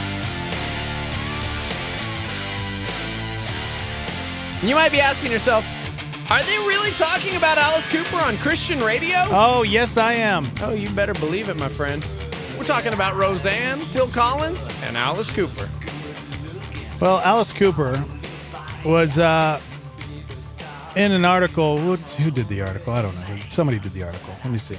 Daily Mail did the article. Ah, yes. Those crazy Brits. Yep. Here's the headline. Nothing in Christianity says I can't be a rock star. Ah! Alice Cooper on how his faith saved him from an early death. Feed my... Okay, let's get serious. You weren't serious already? No. I love me some Alice Cooper. Yeah, Alice Cooper credits his religion for saving him from alcoholism. He is a huge partner with the Whosoevers, actually, in California. Really? Yeah. I love everything he does today in the name of Jesus. He's 70 years old. Yeah, dude. Wow. Yeah, Alice Cooper was warned by doctors to quit drinking or die 37 years ago when he woke up throwing up blood and was taken to the hospital. He recalled, everything that could go wrong was shutting down inside of me. I was drinking with Jim Morrison and Jimi Hendrix and trying to keep up with Keith Moon, and they all died at 27. Yeah, dude. And the welcome to my nightmare rocker, who has children, let's see, Calico, Dash, and Sonora with wife Cheryl, admits it took his brush with death to bring him back to the church. He told the newspaper, my wife and I are both Christian. My father was a pastor. My grandfather was an evangelist. I grew up in the church, went as far away as I could from it, almost died, and then came back to the church. He insists his faith is compatible with his career. He said, there's nothing in Christianity that says I can't be a rock star. People have a very warped view of Christianity. They think it's all very precise and we never do wrong and we're praying all day and we're right wing. It has nothing to do with that. It has to do with a one-on-one relationship with Jesus Christ. Man. The School's Out hitmaker finds the time for Bible study every day and goes to church every Sunday and is proud that none of his children have ever had problems with drugs or alcohol. Meanwhile, Alice can be seen as King Herod in the live-action version of Jesus Christ Superstar alongside John Legend in the lead role on NBC next weekend. I didn't even know about that. I didn't either. Man. He explained, when I first heard about it, I thought Alan Rickman, that condescending sort of arrogant character, and I kind of fashioned what I would do after what I thought Alan Rickman would do if he were alive. R.I.P. Alan Rickman. I thought that was a pretty cool little article that he put out, because it's so true, right? I think I growing up in the church when I was young, I went to a very conservative church, and it was a small town church, and it was the fire and brimstone. It was, if you go out and drink this weekend, you're going to hell. Right. And that was tough growing up with that, because I was always scared of hell, and I had a view of God as this God up in the clouds watching everything I did, and he was about ready to strike me with a lightning bolt if I did something wrong. Yeah. That's how I viewed God. It was awful. Norse mythology right there. Yeah, right? That dude's name is Odin. Yeah. Yeah, and I think a lot of people... Not my God. Yeah. A lot of people can relate to that. That's because it's sad, because there's a lot of churches that preach that. Yeah. And I think it's one thing to have a message, to have conversation, to talk about that, because it is still, we shouldn't shy away from that fact, because, you look at John the Baptist and that was his platform. Yeah. You know what I mean? And so truth still needs to be spoken, but 1 Corinthians 13 reminds us that You can have all that knowledge and all understand. You can have all things, but if you don't have love, you're nothing. You're just that clanging gong. And I think sometimes that's the church that we talk about is kind of that church where there was no love behind it. Right. It was fire, brimstone, damnation, but for the sole purpose of Well, it was very hypocritical. Gosh. It was very hypocritical because very judgmental. I would see a lot of people in the church that that were sitting there pointing the finger at me, but then I would see them doing the exact thing they were telling me not to do. That's why I think Skip's last series, White Collar Sins, was so important because we can look at these really out there like, oh yeah, well yeah, that guy's going to hell. Obviously, but not look at the lust, the bitterness, the greed, the things that are within us that are still absolutely a sin. And yeah, man. Oh man. Yeah, and that's that. Even when I got into working for the Edge, a rock station, I remember I had family members, I had people that I grew up with that were Christians that they couldn't believe that I was working at a rock station. They were blown away that they were like, "You're a Christian, you can't work there," and that sucks. Let me one up you, my friend. I was at a family reunion with Chrissy's family, and one of her extended family members approached me very angrily because they couldn't believe that I, as a Christian, could work for M88, the Christian rock station I worked at. Wow. Because we played bands like POD, and that was satanic. Wow. Because it was like hard rock music. Yeah. And I'm going, have you ever listened to any of our show ever? Yeah. So yeah, it's unfortunate. It's sad, but it's funny. I was joking about it earlier in the hour, but I think it really is true. You have the people like the Roseannes of the world, the Phil Collins of the world, who make a decision, the Alice Coopers of the world who say, you know what, this is what I'm doing, and they've got this conviction within them that says, I'm going to take a stand for what I know, and I think it should encourage us as Christians. We absolutely need to have love in our conversation, but we should always stand for what is right. Yeah. We should always stand for what is true. And so, yeah, dude, it's crazy because you will get that from without, but also, sadly, from within. You will have people who don't agree, who don't. But I think, like for our show, we know that this is what God has called us to. This is the vision that you and I have collectively been praying about for how many years before we even started a morning show together? Just knowing someday we wanted to do something amazing together and what God was going to do with that. And so here we are. And when there is that negativity or that backlash or that whatever, we know that, okay, that is your solid opinion and you're entitled to have that. But maybe go check out something else because we know that this is what God has called us to. And we're going to continue to have these conversations and do these things. So yeah, I think it's a solid reminder too. Whatever you're doing right now, just love God with all your heart, your mind, your soul.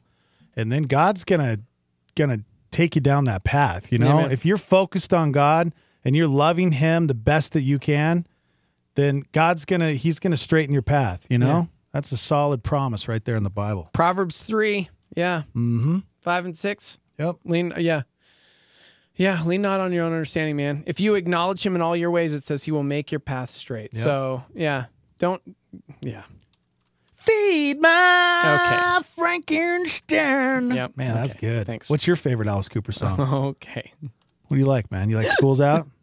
You like that one? Oh, man. Which one do you like? It's Proverbs 4, 5, and 6, by the way, not Proverbs 3. I wanted to get that clear. So, you like I'm 18? What do you like? What? Remember this one? No, I was wrong. I was right the first time. Sorry. I don't know what that song was. Okay. Oh, Hey Stupid. That was a good one. Gosh, what are you doing? I hear Trust Alice in the Cooper's a Lord great with all your heart and lean show. not on your own understanding. In all Don't your talk ways over me. acknowledge Him and He will make your path straight. Proverbs 3, verses 5 and 6. Just want to Remember this one? get Hey that in Stupid? there. Yeah, no, I remember. We're going to play this one, guys. No. We got to go to break. Speaking of amazing things and standing up for what is right and doing the dopest of things, coming up in just a moment, Steelbridge is going to be on. Talking about what is happening. Our boy Steve chiming in on something amazing in our community and how we can affect positive change here for some people who absolutely need some help, man. Yeah. All right. Take us out, Alice Cooper. Okay. Man, good stuff right here. You may have known them in the past as the Albuquerque Rescue Mission. They're called Steel Bridge now. And our boy Steve, he'll be in next. All right. We're live from the Dream Style Remodeling Star 88 Studios. Hang out. Star 88 thanks Jake Canales at Doorway Home Loans for becoming a power partner. Jake Canales at Doorway Home Loans provides VA, FHA, USDA, and conventional home loans for purchase and refinance mortgages. Jake Canales, Doorway Home Loans, 505-261-5138. Doorway.com/Jake-Canales. Jake Can. Philippians 4:13. NMLS number 310617. Doorway Home Loans, a DBA of International City Mortgage Incorporated. NMLS number 222730. We're surrounded with traumatic events, disaster, and the loss of loved ones. It makes you feel powerless. How can I help? How can I make a difference? The International Fellowship of Chaplains provides training to meet the physical, emotional, and spiritual needs of victims during times of crisis. Training will be held April 9th through 13th from 8 to 5 at New Beginning 1 Montgomery Boulevard Northeast in Albuquerque. Make a difference at ifoc.org or call 505-363-5843. 2,000 years ago, Jesus suffered and died on a Roman cross. His body was buried in a tomb and guarded by armed soldiers. The circumstances seemed hopeless, but God. All of us experience times of desperation, but as James Montgomery Boyce said, if you understand these two words, but God, they will save your soul. If you recall them daily and live by them, they will transform your life completely. Join me Easter Sunday at 7:30 a.m. as we celebrate history's greatest but God moment, the resurrection of Jesus Christ. We'll enjoy music from Battle Drums Worship with special guest Sarah Reeves.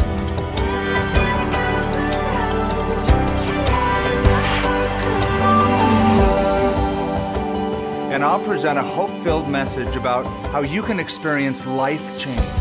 I'll see you there.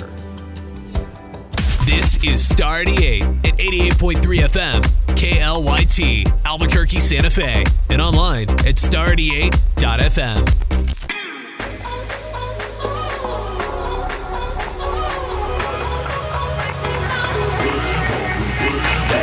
How's it so simple? Faith like a child. I give you an inch and you take me a mile. I feel the wind rush and the thunder roll. 2 feet on the water, only one way to go. Yeah. I don't gotta be afraid no more, no, 'cause I know you up through the storm. I'm more than just a talker. I'm a wave walker. I'm dancing on water. When the devil tries to shake me, I'll just pray harder. Even in my darkest hour, I got Holy Ghost power. When I keep my eyes upon you, Jesus, I'm a wave walker.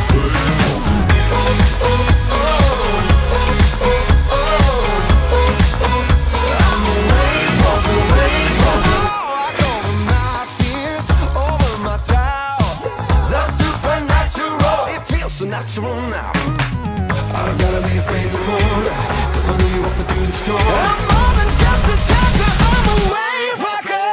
I'm a wave rocker, I'm dancing on water. When the devil tries to shake me, I just pray harder. Even in my darkest hour, I got Holy Ghost power. When I keep my eyes upon you, Jesus, I'm a wave rocker. Wave rocker. Don't you hear me now? When I keep my eyes upon you, Jesus, I'm a wave walker, wave walker. When I keep my eyes on you, I'm a wave walker.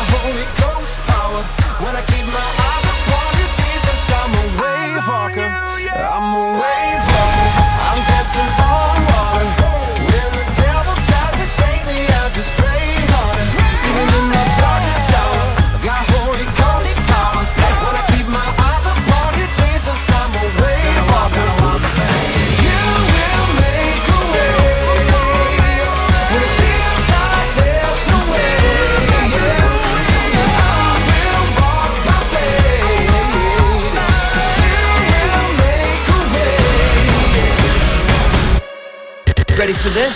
What? The Morning Invasion with Dex and Steve-O. Ladies and gentlemen, give it up. Good morning, everybody. Live from the Dreamstar Remodeling Star 88 Studios. Dex and Steve-O. Yes. Joined by Steve and Renee from Steelbridge. Good morning, guys. Good morning. Good to be with you guys. So glad you guys are here. You guys do amazing things around this city. Now, for those, I Appreciate mentioned this at the end of the last hour, for those that didn't know, it's been a minute since the change happened, but at one time it was called the Albuquerque Rescue Mission. Yes. We've been partners with, ABQ Rescue Mission for years. Back in the day, people chime in on, about our old shows, but we had Doug in every single week. Years back. Loved that dude. Love everything that you guys have been doing. And Dex, you were talking off air about what the Edge did even. I mean, yeah, Albuquerque Rescue Mission has been a huge part of the Albuquerque community for so very many years. And then how long ago has it went? It's been a couple years already, hasn't it? Since Steelbridge? It was actually a year ago. Okay, last January. Okay. Yeah. Okay. But the Albuquerque Rescue Mission was the dream of a young couple from Chicago who were working at a rescue mission there, and God had called them to Albuquerque, and they had an experience there where they saw God moving on the streets of the city among the poor and the addicted, and they came to Albuquerque, loaded up their car, and just started going to work. And so they started it in 1954, and so we've been around since that time. We changed our name. The actual name, as we were talking off air a little bit about it, the reason Steel was put in there is because where we're located in downtown, our downtown campus is we're on the streets of lead, iron, and coal. And those are the key ingredients in making steel. Wow. And it's something stable and tough and durable. Yeah, I love that. And then the bridge. We're a bridge between where you are to where you need to be. Wow. And so we're that place that connects you. In a digital context, a bridge is something that connects two wires together to get power. So we're connecting people back to relationship with God through Christ, back to their families, back to life, back to reality. So yeah, I was sharing a little bit of my experience with you guys that I had, I think it was probably 10 years ago. And I got to go down there and I got to spend the night and go through the process of eating dinner and then getting to pick a number to see if I was chosen for a bed. And they took me out that night and it was cold, it was windy, and right around the corner from you guys is that street where all the tents are set up. It's probably still every night, right? Well, the tents, there's not as many tents. Have kind of cracked down on that, but there's still right Sleeping along the bags. backside on Iron Street off 2nd Street. There's sleeping bags. It blew my mind, because it was all types of people that were just trying to get out of the cold. Yep. And, it made me think about my family, because I met people that were just down on their luck, that just went through some tough times. They just lost everything. And then you have people that definitely have mental,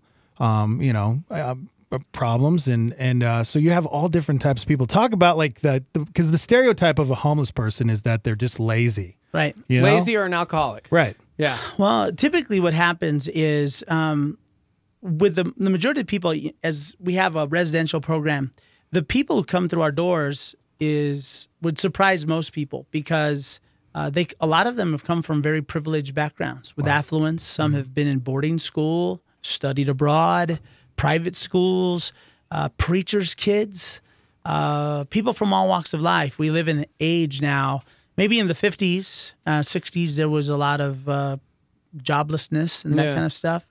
But today, addiction is just ravaging people's lives. Yeah. And, with the opioid thing happening, and then, basically sin, the disease of sin that just takes us in the wrong direction. And really, addiction isn't the issue is sin. And so when we have holes in our lives, whether it be through some pain that somebody's inflicted on us as kids, some people have been abused, or tough stuff happens in your life, and you start to fill that with something other than Jesus, then you end up going the wrong direction. And it's true in all of our lives, whether you're a workaholic or you're an alcoholic, you go in one of two directions. So the place that we work is in the streets, is in the gutter, is in the places that most civilized people don't like to tread. Yeah. And the people we work with are dirty.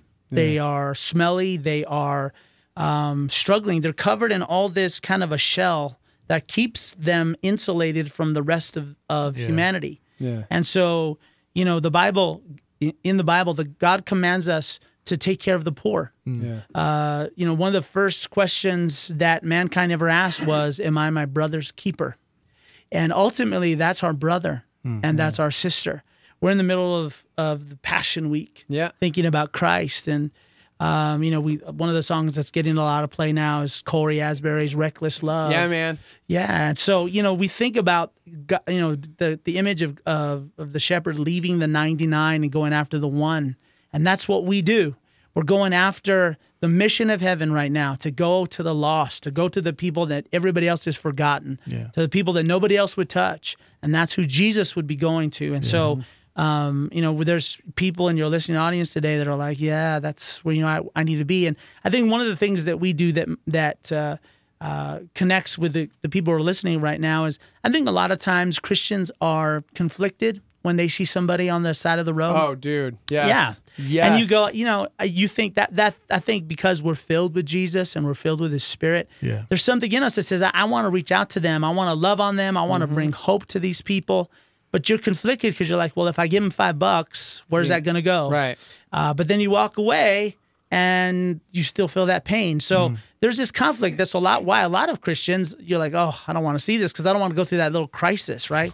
And so one of the things about working with SteelBridge and supporting a ministry like ours and what we do is that you know that if you invest in us, if you partner with us, that what's happening is we're on the streets every day. We're feeding people every day. We're interacting with these people. These are our families. These are the people that we see all the time. So we have relationships with them. And the goal of everything we do is to try to get people in our residential programs. We have housing for up to 100 people to come in and not just get give you some soup, pray for you, do a little Lord's Prayer, sinner's prayer. But more than that, they get into a program where they can be discipled, where they can get connected back to the families, work through their recovery, get a job, move back into the rest of their lives, so that mess of their life at the moment becomes the message of their lives, that they can bring comfort to other people. And so, that's kind of what we do and what we stand for with the body of Christ locally. Yeah, talk about, because this is one thing that shocked me, and I never really thought of it, but what would our city look like without organizations like you guys, like SteelBridge? If there was zero organizations that were stepping up like you guys, what would our city look like? Well, I think, most of our people in our community have watched movies. So you think of the movies that you see of places like India and some of the third world countries where people are it's just shanties everywhere and trash in the street and bunches of little kids running up to your car. That's what it would look like. The body of Christ, it is the body of Christ's responsibility. And that's really what we are. We're an offshoot of all the great local churches in the community, because that's where we get our support from, is to come out and say, we want to be the hands and feet of Jesus. We might be a little church. I might just be a mom that's listening right now or whatever. I can't do a lot, but when everybody partners together, you can do so much and make it a lasting impact and make a lasting change in the community. Yeah. I mean, when you're hungry, you go into the survival mode, and you'll see people breaking into homes, and that's the reality of it. Without organizations like you guys, like SteelBridge, that's what happens. Is these people? They're human beings. They were once. A child, they like you said, they come from even backgrounds of like they went to private school, but addiction took their lives. And here they are, desperate for food or a shelter, and they're breaking into homes now. And so you guys are making our city safe and providing and showing Christ. We're a reminder, I think, a lot of times to the church. A lot of times we go to a great Christian concert. The thing about living for Jesus is there's a blessing in your life. And so it's great. You've got a great wife, you got kids, good food. You're like, man, this life is awesome, springtime. But a lot of times we forget, it's easy to get so comfortable in our lives that we forget why we're here. and why God has called us and chosen us. Right. He's called us to be a light. He's called us to be salt. And the number one mission of heaven right now is to seek and save that which is lost. Yeah. Yeah. The more we live in that world, the more adventure we're going to have, the more blessing we're going to have.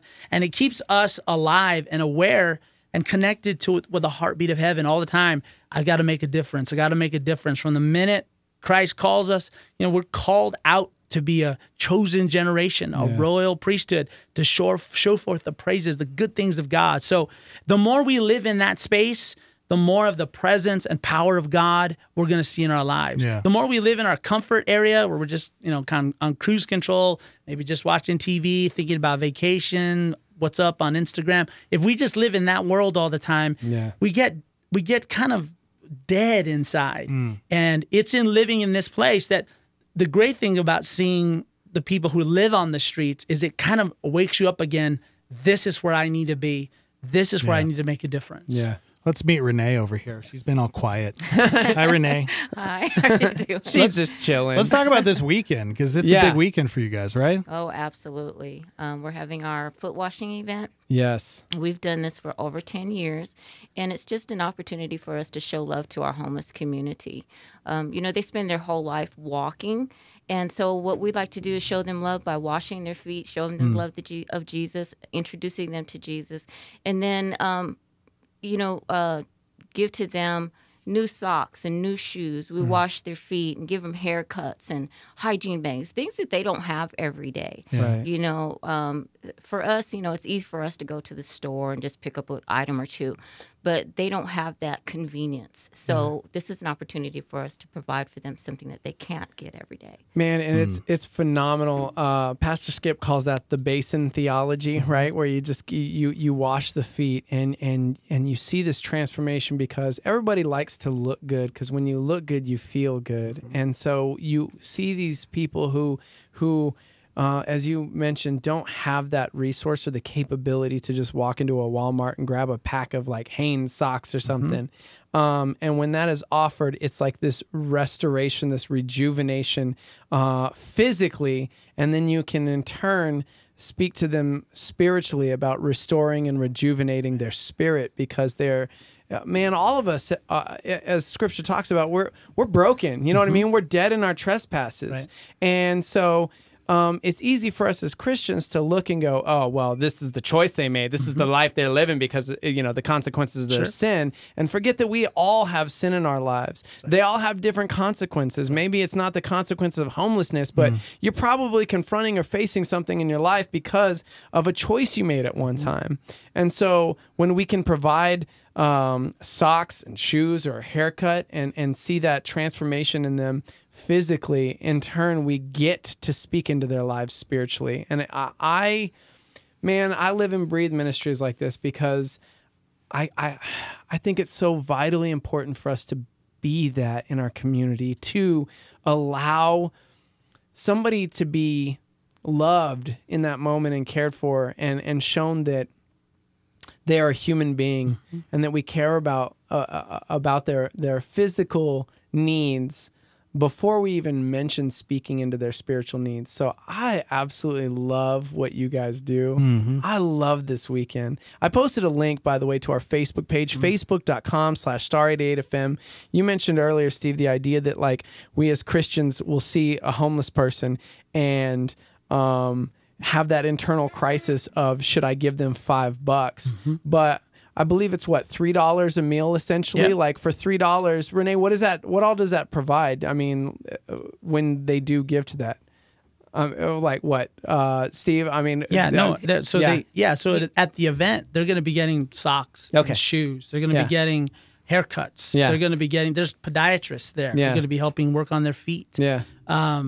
They're getting backpacks. They're getting bags. So they're dope. getting I love it. hygiene items. Things that, I mean, you talked about looking good, feeling good. Imagine if you didn't have deodorant on for 5 days. You know, they don't have toilets. They don't have showers. So and walking, like Renee said, being on your feet all day. Oh man, we all know what it's like when our feet hurt. It's miserable. Dude, look at where we're standing on pads in the studio. Exactly. Like that is how pampered we are. Like a listener gave us pads because they're like, man, y'all stand for 4 whole hours a day on the morning show. Shout out to Jarrett and his wife. And so it was like, oh, we have pads on our feet so that it doesn't hurt as much to stand for 4 hours to do a morning show. Right. But you're right. They're walking for, right? Walking all day.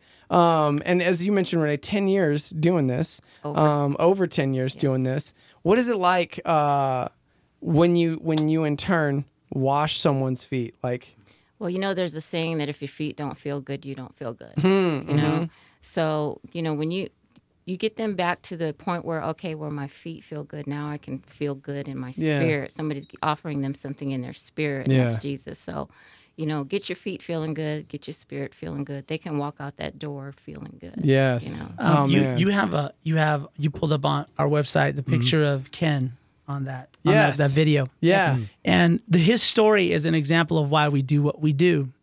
Ken is he's a guy who, if you just met him and didn't know his background, you would think he's one of the most charming and talented guys you've ever met. He speaks like a preacher. He is a brilliant guy, and you could tell he's very creative. He came down a few years ago, and he came down to an event just like this, and he was invited to come. Didn't know anything about it. Walks in, he had a life filled with addiction, homelessness, living on the streets. He had a daughter, still has a daughter, and they were apart and struggling. And so he comes to this event, experiences love and care. And the thing that's amazing about that on Saturday, what we'll have is there are so many, about 100 volunteers. Wow! Just go into action with washing feet, getting basins of water, cutting. I mean, it's a hub of activity, of love, of serving, all at the same time. Music, ministries going on.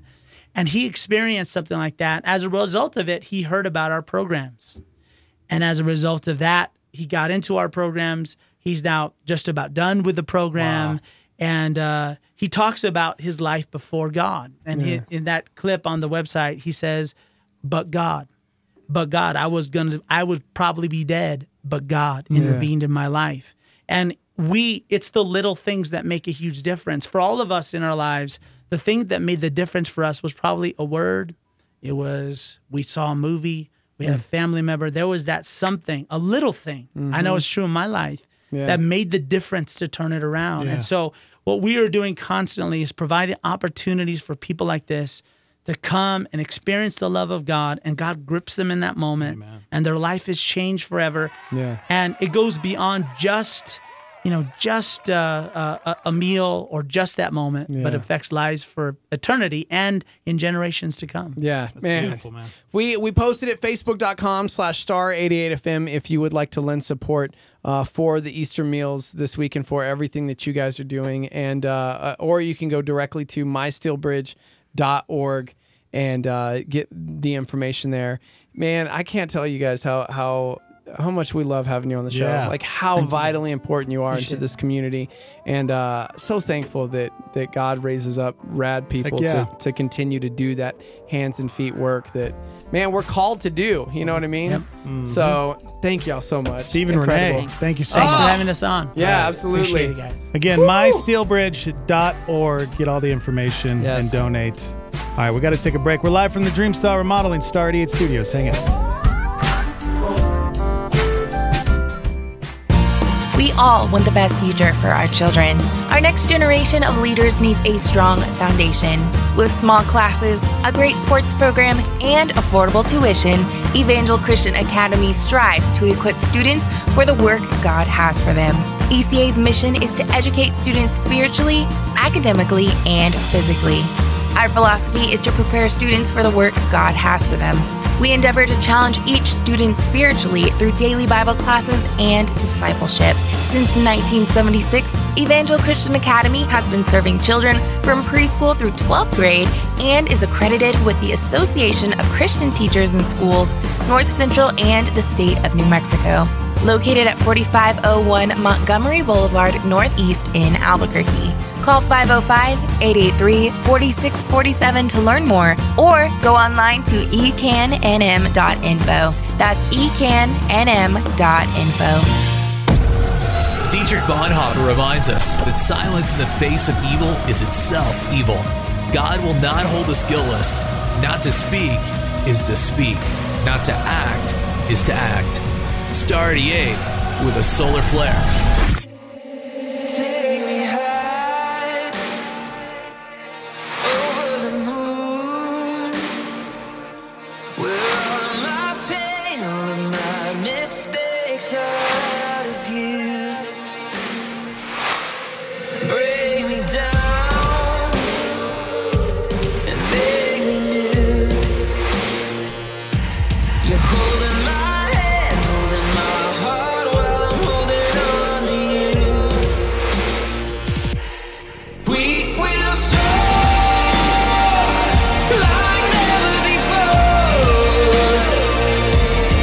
We will shine, light up the sky. We will run and not fade, we bend but won't break, 'cause you are where we find our strength. We will fly.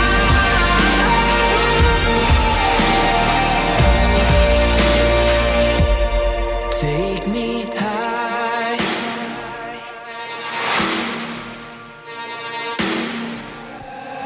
I will breathe you in. The air in my lungs, the pulse in my blood, my oxygen. I'm on fire, burning brighter. I'll never run out, never come down, never let me touch the ground. We will soar like never before. We will shine, light up the sky.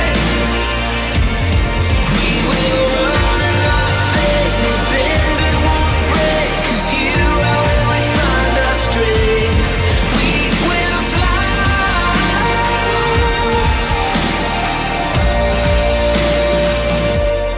Take me high.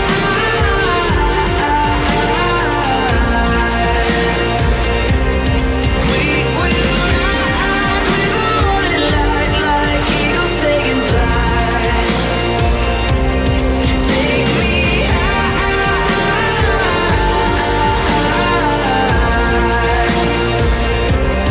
We will rise with the morning light, like eagles taking flight. We will soar like never before. We will shine, light up the sky. We will run and not fade, and bend but won't break, 'cause you are where we find our strength. We will soar like never before. We will shine, light up the sky. We will run and not fade, we bend but won't break, 'cause you are where we find our strength. We will fly.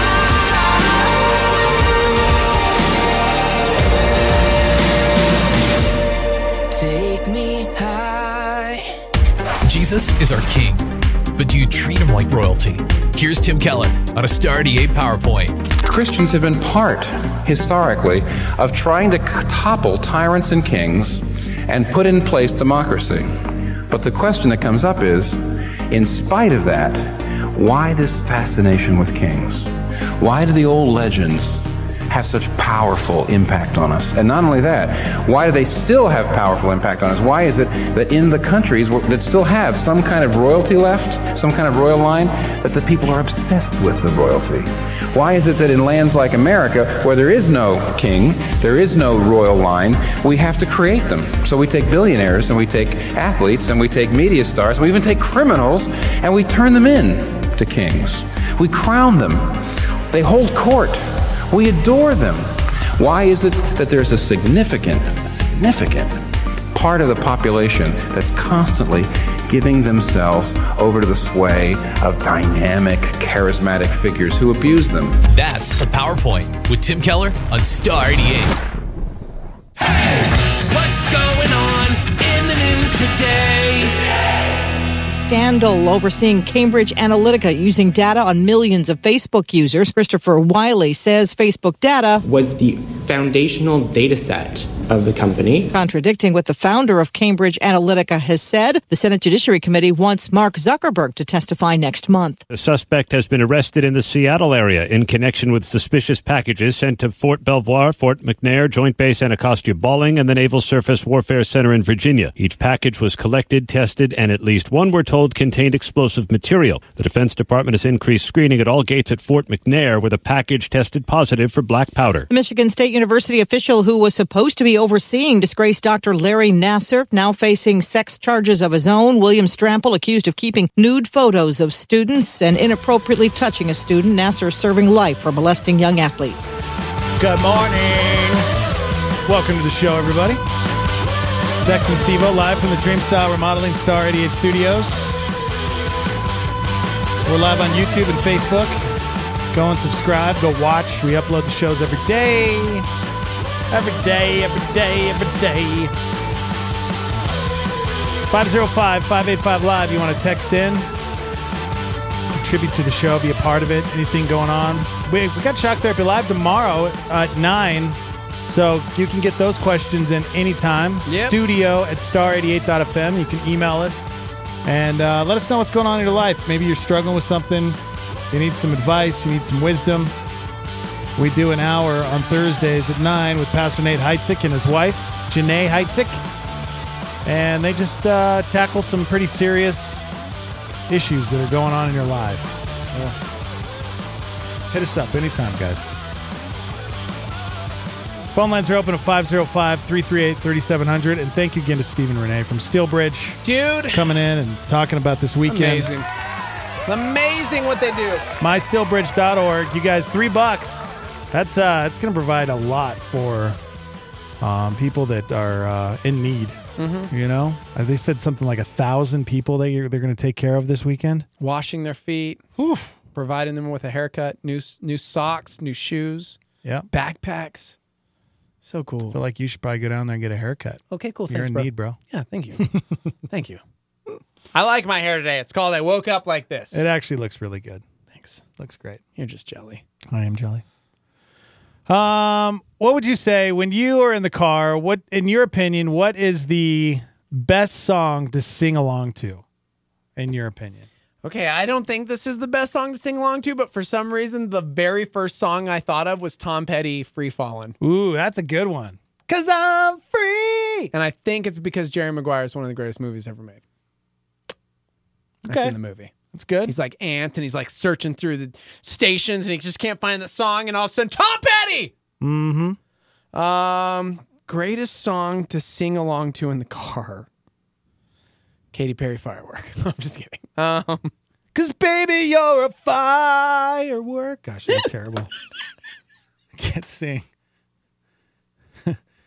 I'll give you number. Jesus Freak, DC Talk. No, Eye of the Tiger, Survivor was number 10 on this list. That's a good one. This was a poll that they did by Britain's Automobile Association. Okay. And they found that these are the top 10 best sing-along car songs. Man, but it's, I mean, for what generation? I would love to I call don't know. Brody or any child and go, hey, what's the best sing-along song? What do you think he'd say? See, I don't know. What do you guys That's usually a great listen to? question. Chrissy loves all that pop there, man. Yeah. So he's all about The Weeknd. And Drake. Can you imagine Brody just... Oh, you know, no! 0 oh my to gosh! 100. I real know quick. his. It's Imagine Dragons. Oh, yeah. It would be Imagine Dragons. Yep. Thunder. Ugh. Feel the thunder. Feel the thunder. Boom, boom, boom. Feel the thunder. I can't stand that band anymore. Lightning and thunder. They're thunder. quickly turning into Nickelback. Whoa, dog. I'm serious. How dare you? Think about Nickelback, man. They had all those hits just coming out, and they're so catchy, and you just grow to hate them because you hear their songs all the time. They're the new Nickelback, I'm telling you. Multiple people in the Starmy have said one song in particular. What do you got? Bohemian Rhapsody. That's like boom, boom, boom. Oh, Rachel said Living on a Prayer. I don't know. So, yeah, Queen, Bohemian Rhapsody was number 1. And the number 2 song was, which I love. To what we've got, it doesn't make a difference if we make it or not. That's all you got. We got each That's all you can other. get. Chip and just texted me. Chip just texted me. that's Chip just texted me. Stop. We'll give it a shot. Oh, we're halfway there. Whoa, Man, living I haven't on shut a his mic off, prayer. and you can still hear him. Jeez. I choose Bon Jovi over Yeah, Queen. I do too. Yeah. I choose Bon Jovi over Queen. Number 3 was Sweet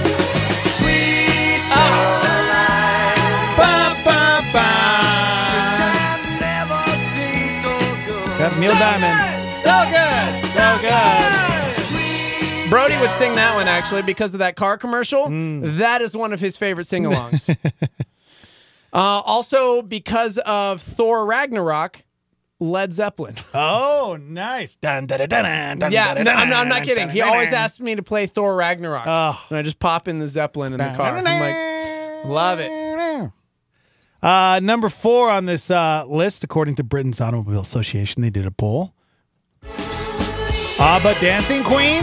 Come on. Get out. It's a good song, though. Nope. Spending the time of your life. Okay. Number 5. This is my jam when I go out and decide I'm going to do a little karaoke. Don't stop believing. Hold on to that feeling. Street light, people. Wow. Oh, wow. I Will Survive by Gloria Gaynor was number 6. Wonderwall Oasis. How come you don't have these songs? Well, Are you kidding me? 5 was all I could do. It was a lot of work to put in. I said maybe. Bye. Gonna be the one who saves May. Hotel California from the Eagles was number 8. Hey Jude, the Beatles, number 9. And, of course, number 10 was Eye of the Tiger, Survivor. Did they get, like, ages of the people polled by the British Automobile Association? I don't know. By the way, this was in the UK, so... I don't know. But, those are some pretty good songs. I mean... Yeah, but I wonder what the demographic was. Somebody said, What Do I Know by Ed Sheeran is pretty happy, feely for in the car. Somebody else said, Inner Sandman. My kids know that one. Yeah. Renegades of Funk. Rage. Come on, bro. With the Renegades of Funk. Yeah. The researchers found that pop songs are most likely to spark an impromptu singing session. Huh. And drivers are so keen to not miss a beat that nearly half, 45%, have driven past their destination so that they can carry on listening to their favorite tunes. Okay. Don't shut the car off yet. I want to finish the song. I'll Jesse's be in Girl? a second. Somebody said Jesse's Girl. That's their Jesse's Girl. That's their go-to. I'm Gonna Be by the Proclaimers. How about Chumbawamba Tub Thumping? I'm gonna be the man who's... Come on. And when I wake up... And I'm gonna be. Yes. Shine by Collective Soul. Ooh. That was a good one. Oh. What? How about Mr. Brightside, The Killers? Okay. Somebody said Santeria by Sublime. Dude. But Let It Go, Frozen. Let it go. Yeah. Somebody said Life is a Highway. That was like Jack and Luke age. Ooh. Because Cars. Rascal Flatts redid that Life is a Highway. And man, that was like the song. Mm-hmm. Somebody else said This is the song that never ends. Ooh, good one. Yes, it goes on and on, my friend. How about this one? Oh, Girls Just Want to Have Fun? Yeah. I never leave the car when that song Katrina comes on. says, Come on, get happy. That's a good one. Kim says, Friends in Low Places, Garth Brooks. Mm-hmm. Michael Jackson beat it. Final Countdown, Europe. See, Bernadette says my 4-year-old loves Imagine Dragons. Thunder. That's her favorite too. The thunder. The thunder. Boom, boom, boom.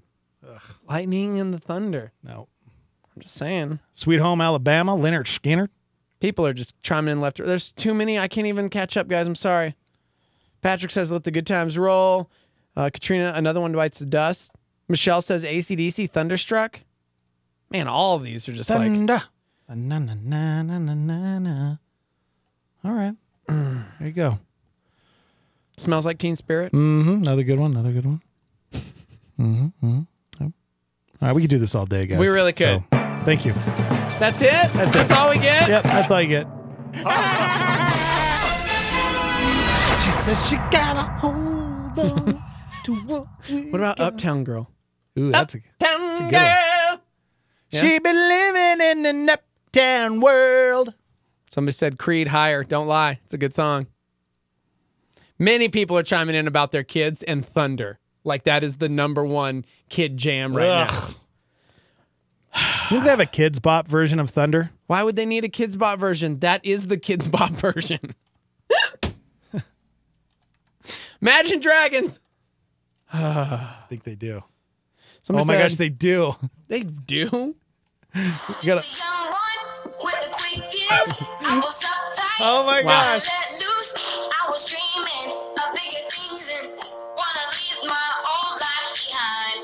Why does it sound like that? I have no idea. I don't like what's happening. Okay. I don't like that. With the thunder? Somebody said also for children, Justin Timberlake, Can't Stop the Feeling. Oh, yeah. Yep. Good call. Can't Stop the Feeling. Justin Timberlake. Yeah. Somebody else said none of the new Imagine Dragons songs are good. Remember the Stormy has good taste who chimed in and said anything involving Biggie Smalls or the Fugees. Praise be. Poison, Belle Biv DeVoe. Can we move on? Yep. I played the intro already. I tried to get us out, guys. There's a new roller coaster at an amusement park in Surrey, England that charges your phone with fear. Yes. They had scientists develop tech that takes the vibrations from your screams and converts them to energy to power up your phone. Yes. Obviously, it'll only be a small battery boost, but on a long day at an amusement park, I guess every bit of juice is helpful. This is crazy. Yeah! There's no word on whether the technology could make its way to roller coasters over here in the U.S., but when they interviewed Sully, they were like, psh, guys, we've been doing this.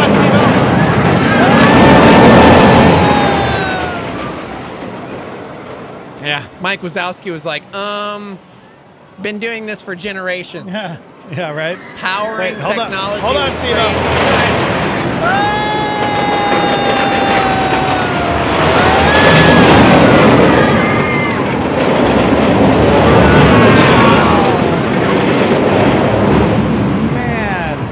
What were you saying? I'm trying really hard to not get mad at you right now because I'm just trying. It's not my fault we decided to broadcast live at Cliff's. Okay. Under the Rattler. Okay. Gosh, you were so obnoxious. There you go, amusement park in England, charging your phones with fear. Is it fear or is it joy and excitement or basically just the vibrations from your screams? So they could be happy, joyous screams. Yeah, it's all. I'm never afraid on a roller coaster. I'm usually like, yeah! I'm scared. James Hetfield, man. Yeah, yeah. Yeah. Yeah! Anyways. Moving on to a story that wasn't in my news that just broke that I have to break right now because I'm kind of freaking out. Late breaking news. Breaking news. All right, back in the 90s, there was a video game called Duke Nukem. Who remembers Duke Nukem? Yay! That guy was crazy. He had lots of guns and a big cigar, and he was like shooting people. Pew, pew, pew. Anybody?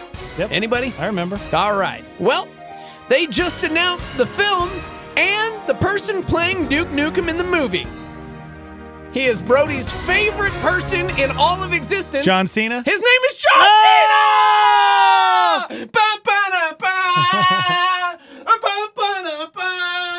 John Cena was just cast as Duke Nukem. I don't know how to feel about this. Quote, we don't have a script yet, so that is confirmed at this point. But if he reads the script and doesn't like the script, I'm sure there's a way he could pull out of it. However, right now, he has agreed to the role of Duke Nukem. That's cool. Brody, you like John Cena? Can you come over to my house? I really want you to play Destiny 2 with me. Well, we can't. John Cena can't do that. He's busy filming the role of... I don't like it when people don't pay attention to my child. You hear that, Mike Trout? You hear that? Yeah. Okay. It's cool. Yeah. I mean, I don't know how to feel about it yet. With It's the pretty cool. thunder. Speaking of children, I don't know. I don't know what Utah's up to, but this is interesting. We were talking earlier about Roseanne, right? Yeah. She's got her kids back living at the house who are like in their 30s and 40s who have their own kids. And it's like, who's taking this kid to school? Well, I'm not taking this kid to school. That kid's going to have to walk to school. Well, not if you live in Utah. Actually, they can because Utah. Maybe the Connors need to move to Utah. Yeah. Utah's the first state in the union to pass a pretty interesting law. What do you think, Starmy? It's called the Free Range Kids Law. What? The Free Range Kids Law. Is that like free range eggs? Kind of. It's like free range chickens. They just roam around. Need some Metallica, man, wherever I may roam. Yeah. Get the lighter. Yeah. Parents can't be prosecuted for letting their kids do things like walk to school alone or play at a park without adult supervision. This is a real law. Children can now play outside without adult supervision in Utah. You know, I'm okay with this. Play at a park, bike to the store, walk to school. These are all activities that you could be prosecuted for. How crazy is this?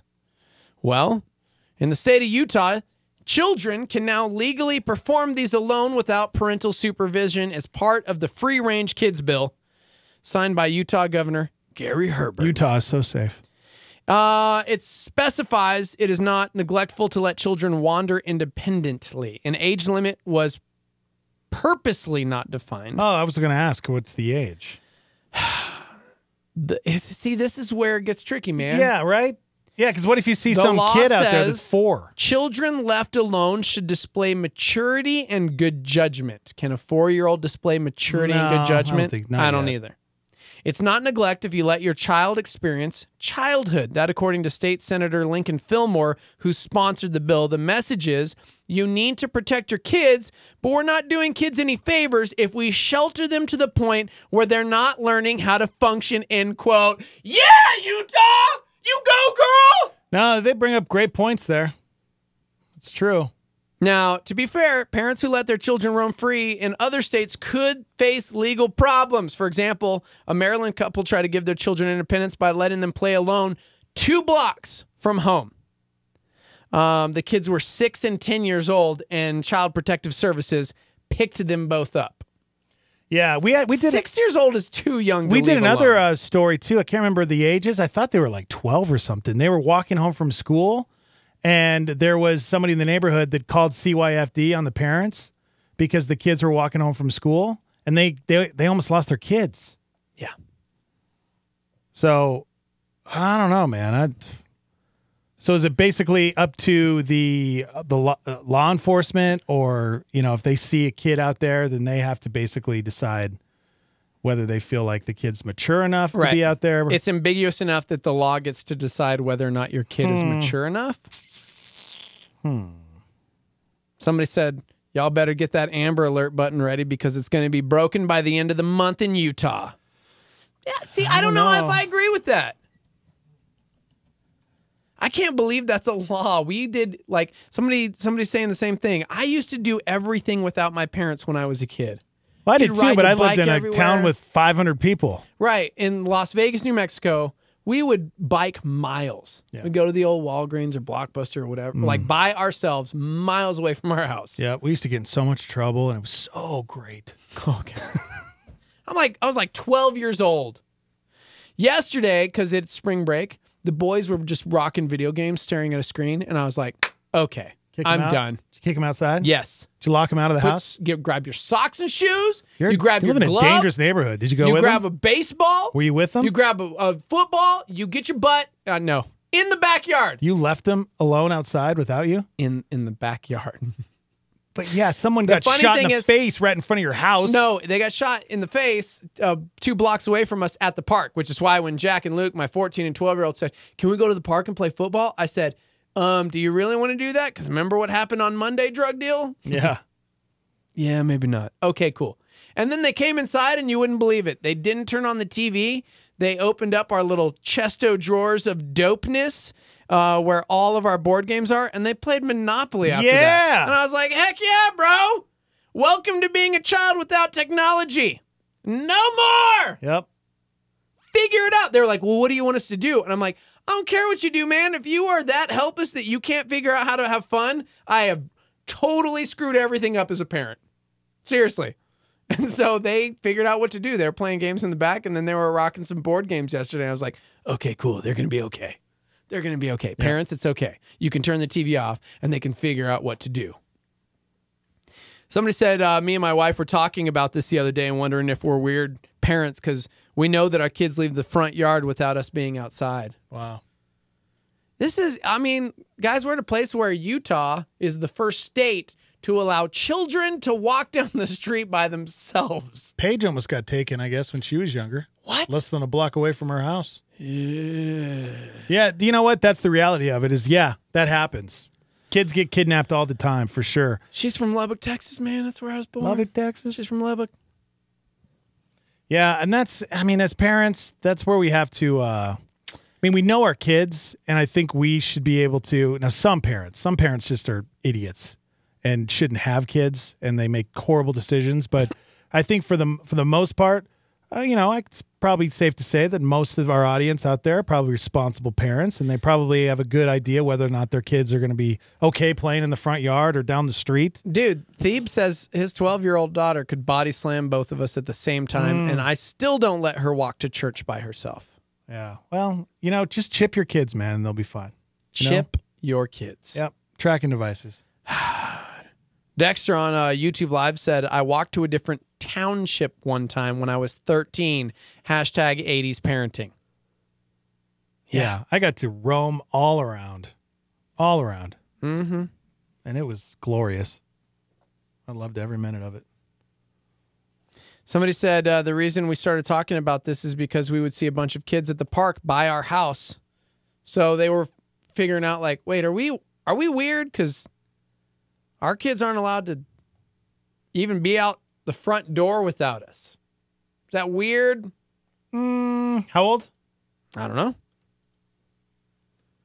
Yeah, some parents are very overprotective, and that kind of drives me nuts. Oh yeah, up until this last week, we would allow Jack and they're 12 and 14, and the park is the next street over. It's like, dude, go. You guys want to go play baseball? You want to do something? Right on. No, you're not taking Brody. He cannot be out there with just you guys. Yeah, he's 5, 14 and 12. Right on. Y'all go play some baseball. Mm-hmm.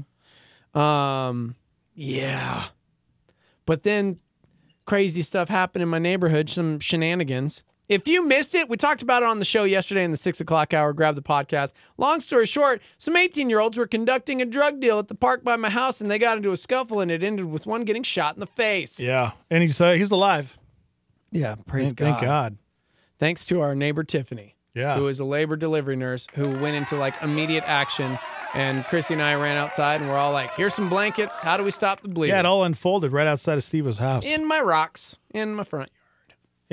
Any news or anything? No, which is always fun. Which is always fun. Huh.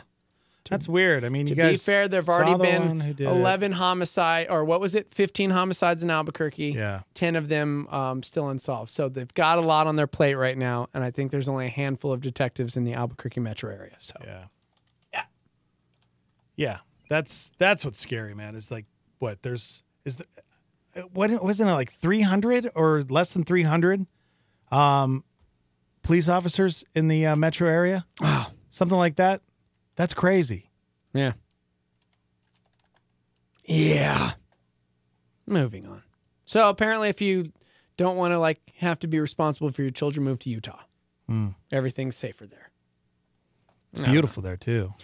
You know, we talk a lot about all of the things that are bad for your health, the things that can hurt you. How about we talk about something good? Hey, what are you doing this Sunday? Well, let's see. I have to wake up super early because of sunrise service. That's It's right. Easter. Easter sunrise service. Yay! Sarah Reeves is going to be throwing down some worship. It's going to be amazing and loud and fun. And Skip's going to bring the gospel. And it's Easter, bro. That's right, man. You want to live longer? Go to sunrise service. You serious, man? Yeah, I'm totally serious. According to a new study, going to concerts is so good for your well-being that it can actually make you live longer. They found that 20 minutes at a concert makes you feel 21% better. That's stronger than doing yoga or walking your dog. Yeah, man. That boost is linked to a longer life. Other studies have found that having a high level of well-being can increase your lifespan by 9 years. Wow. So what's better than waking up, sun's coming up, rocking some amazing worship with battle drums and Sarah Reeves, and then hearing the gospel, because that's your eternal well-being. Ooh. I'm just saying. That was good, man. Come kick it with us. Good job. This Sunday. Easter sunrise service. Heck yeah. CalvaryABQ.org for all the details. Heck yeah. Just saying, bro. That means we're going to live forever. We are? Yeah, bro. One, because of the promise that we have in Jesus, because he conquered the grave. But Well, yeah, two, man. because we go to a lot of concerts. I don't really go to that many anymore. That's true. It makes me sad that I'm like the old dude who still goes to shows and nobody else goes anymore. Yeah. Too late, guys. I go to bed at like 8. Even my boy Stephen Christian, he was a front man in a really great band. R.I.P. Oh, yeah, the classic rock band. In Berlin. In Berlin. They're so classic. I've tried many a times to get him to go with me, and he's like, I've seen a lot of concerts. I'm good. Bye. But you haven't seen this one. Come on, bro. Feel the thunder. Feel the thunder. Okay. You know, we talk a lot about excuses, and in this culture, in this day and age, how people have all these really stupid excuses, and they throw out words like bullying or discrimination or racism or bigotry because they just don't like what other people are saying. Here's a new one. A waiter was fired for being rude, and now he's calling discrimination. Talk to me. The reason being is because he's French, and French people are rude because it's a part of his culture. We know that French people have a reputation for being rude, especially French waiters. Yeah, they're so rude, guys. But did you know that was a deep-seated and protected point of cultural pride? Well, if it's up to Guillaume Ray, he's originally from France but lives in Vancouver, BC. He had a job as a waiter at a restaurant called Milestones until he was fired for being too rude. He has filed a formal complaint with the British Columbia Human Rights Tribunal because he says he's a victim of discrimination. Oh, you know what? I agree with that. Being rude and direct is a part of his French culture. Milestones tried to have the complaint dismissed because they didn't think, being a rude French guy really counted as a protected cultural value, but the tribunal denied their application. They're actually going to hear this dude's case. I can tell you're French because I can...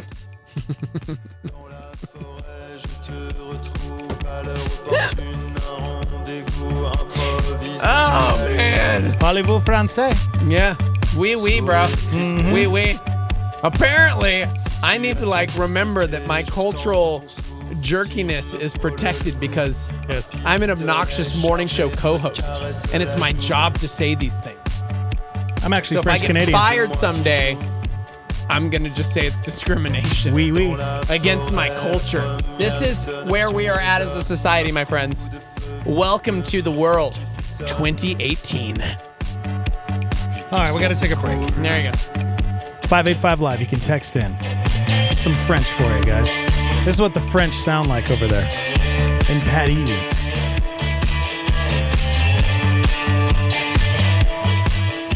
All right, we're live from the Dreamstyle Remodeling Star 88 Studios. We'll be right back. Hang out.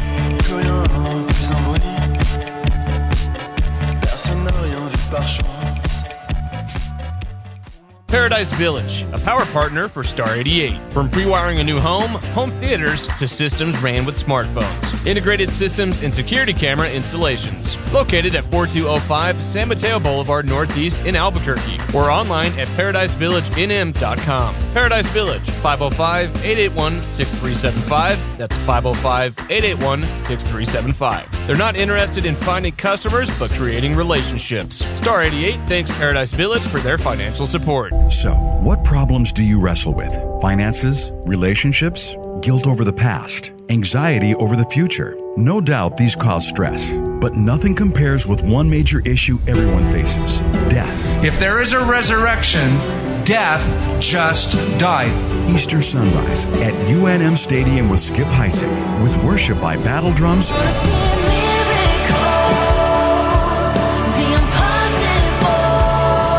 and Sarah Reeves.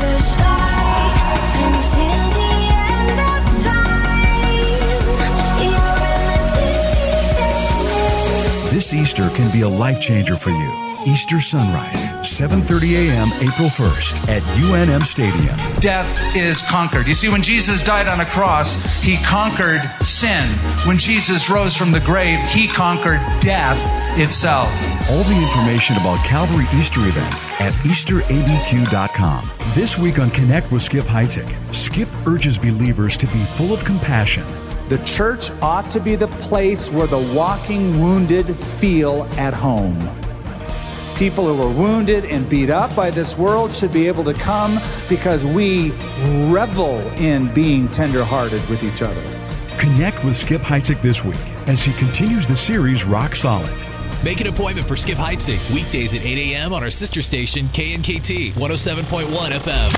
This is KLYT, Albuquerque, Santa Fe. Rebroadcast on KKCJ, Cannon Air Force Base, KPKJ, Mintmore, K201CC, Las Cruces, K203EZ, Alamogordo, K207CQ, Gallup, K211CW, Hobbs, K212EH, Silver City, K214DE, Antonito, K218AK, Artesia, K250AB, Roswell, K293AO, Alamosa, K228DQ, Portales, in the free app for iOS and Android, and online at star88.fm.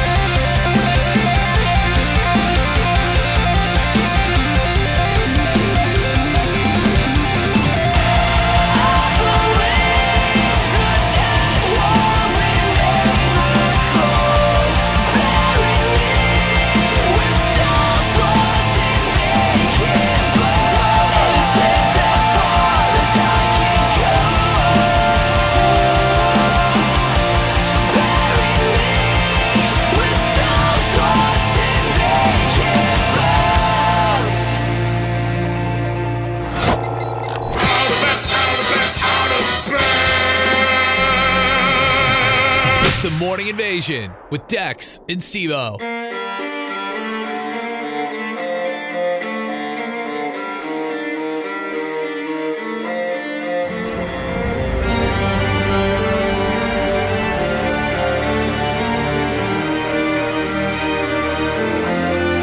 Everybody needs love. They think they need money. Everybody wants time. They think it's a diamond. Oh, you never need likes to feel like somebody. And you never need hearts to live like a king. Oh, child, while you're young, you gotta take your time. You gotta take your time. You gotta feel yourself in the moment. Feel yourself in the moment. Oh, child, while you're young, you gotta take your time. You gotta take your time. You gotta feel yourself in the rhythm. 'Cause this world it's a broken love. It's a broken love. It's a broken love. It's a broken love.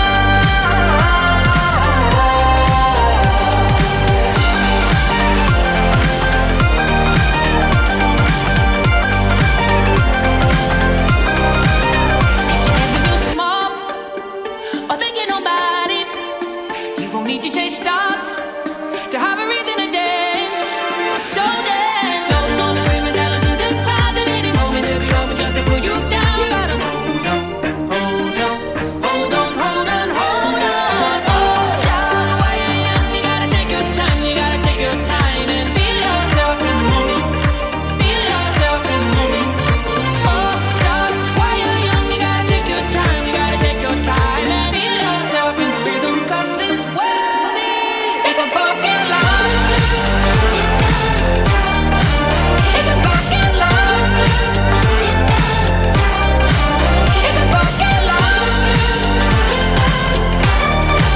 It's a broken love.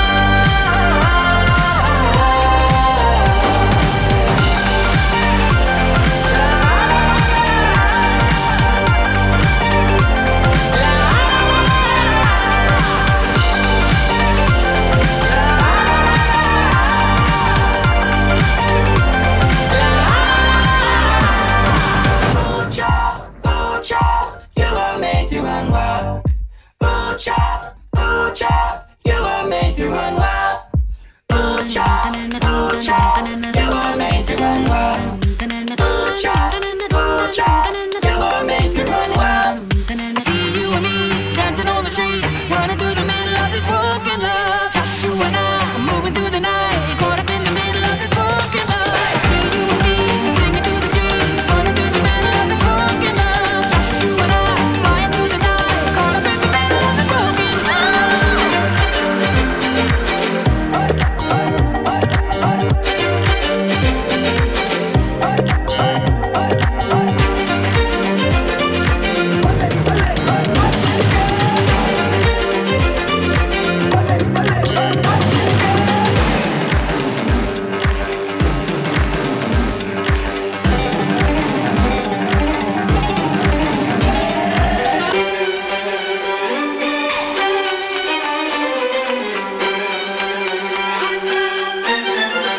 It's a broken love. It's a broken love. It's a broken love. It's a broken love.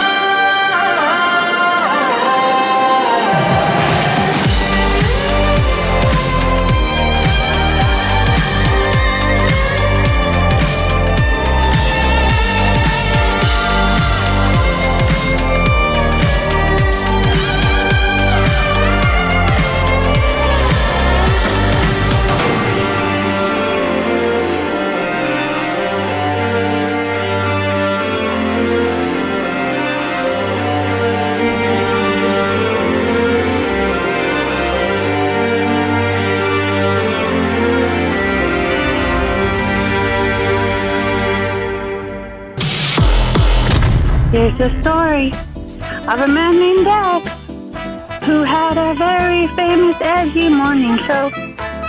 Then one day, this Dexter lost his job. He was all alone.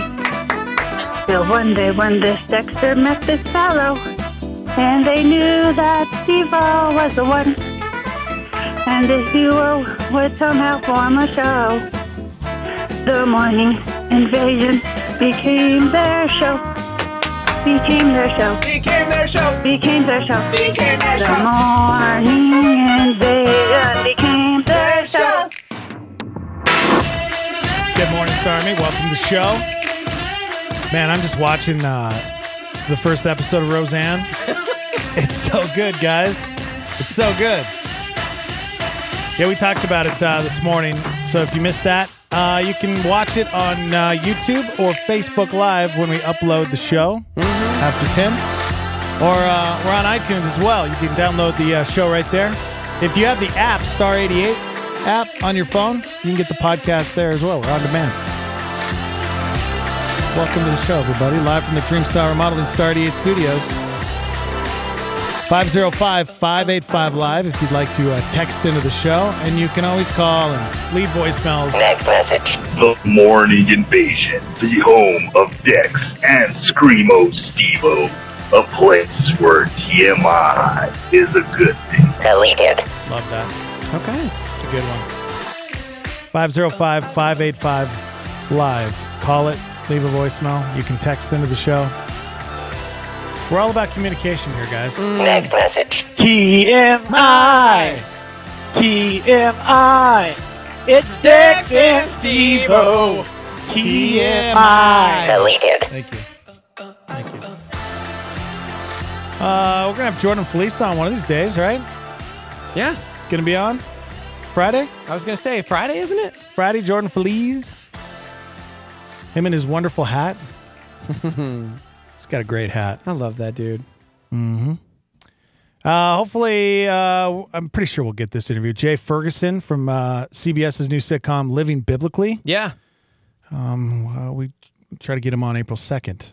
And if you haven't watched that show, we'd love to hear what you guys think about that one. I've only watched the first episode, and I thought it was pretty funny, but I'm wondering what the Starmy thinks about it, because there were times where I was sitting there going, oh, man, like, oof, that's, oof. Should I laugh at that?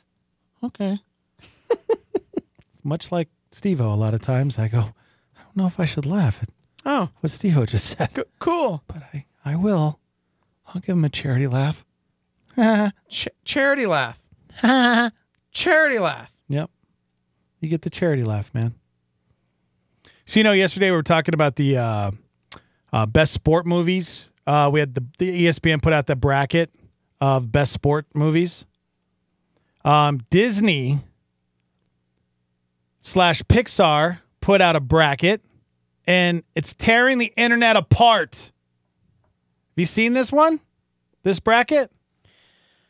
Oh, no. Disney, I can't. Pixar. I can't. All these March Madness brackets, this one's going to make me so mad.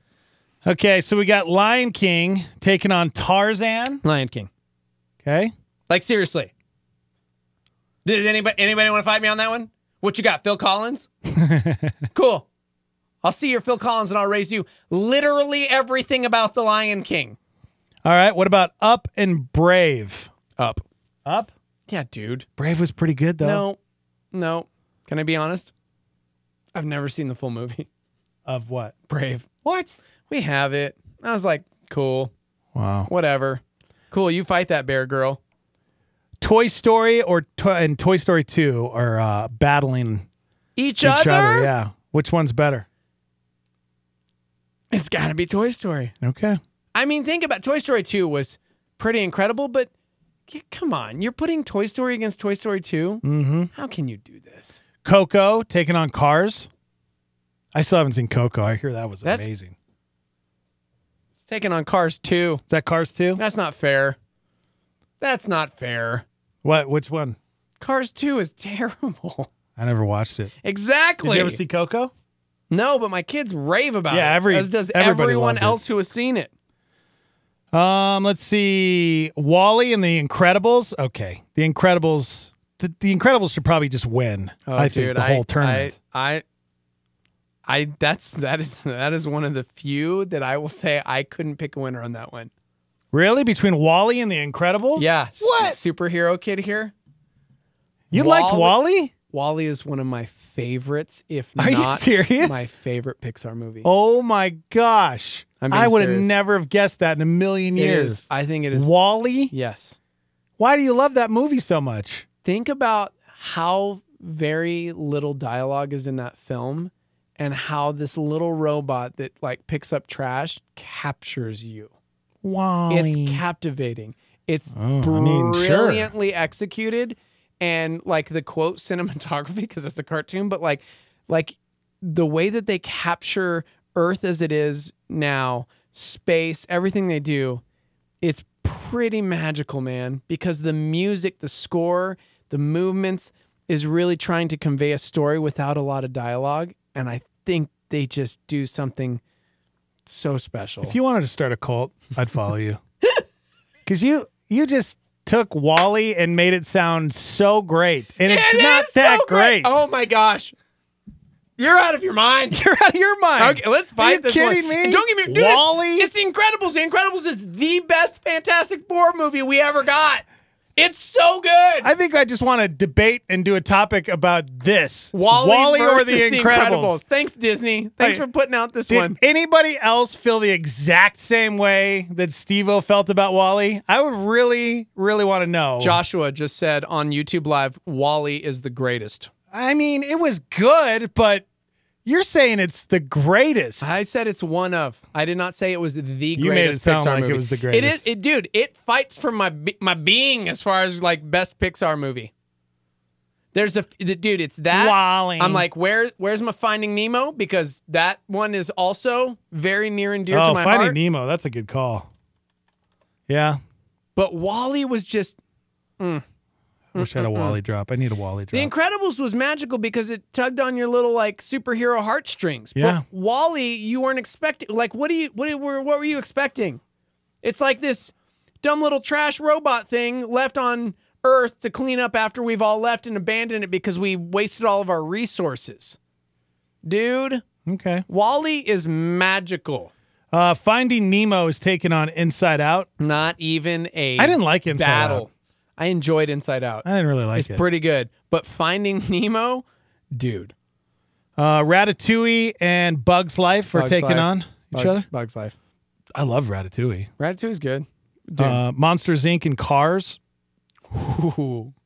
That's a good battle. It's got to be Monsters, Inc., but I actually really liked the first Cars. Wasn't a fan. So Monsters, Inc. for you, period, the end? Yep. Yeah. Beauty and the Beast and Nightmare Before Christmas. What are you going to say? Dude, hey, shout out to Disney and Pixar for coming up with a fun, good March Madness. Yeah, this is good. The original Beauty and the Beast versus Nightmare Before Christmas. That would be a house divided for me. The original was good. Because I would say Beauty and the Beast. Yeah. And my son, Jack, whose favorite movie in all of the world is Nightmare Before Christmas, would fight me on that and say Nightmare Before Christmas. Yeah. Dang, dude. Good job, Disney. By the way, a few people are agreeing with me. With Wall-E? Wall-E. Jeez, man. But other kids on the flip side are like, nah, dog. Incredibles. But I think they did a good job because I think those are two of their best films. How about Aladdin and Hercules? They're going up against each other. Are you kidding me? Yeah, Aladdin all the way. Aladdin all the way. Hercules was fun, but Aladdin is like... Now, you haven't seen Frozen, so you can't really speak to this, but Frozen and Moana are battling each other. Dude, come on. I would say Frozen. You've never seen Frozen. I don't care. Moana is amazing. I hope. I know someday you'll watch Frozen and you'll come to me and say, I'm sorry. No way. Because I watched Frozen Moana, and I bro. loved Frozen. Moana! Moana was okay. Somebody said, why am I agreeing with Steve-O on every single one of these? 100% with Steve-O. Wall-E is wonderful. Good morning. Turn your radio down, please. Hi.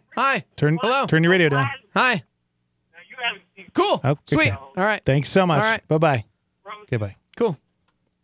Let's see. Zootopia is taking on Mulan.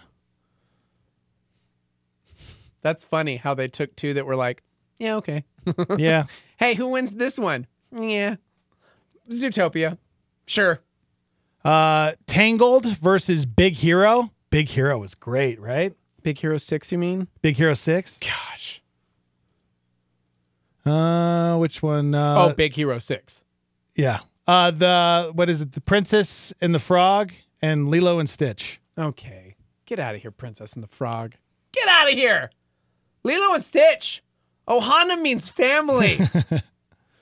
Come on. And I think this is a couple more here. The Little Mermaid and Pocahontas.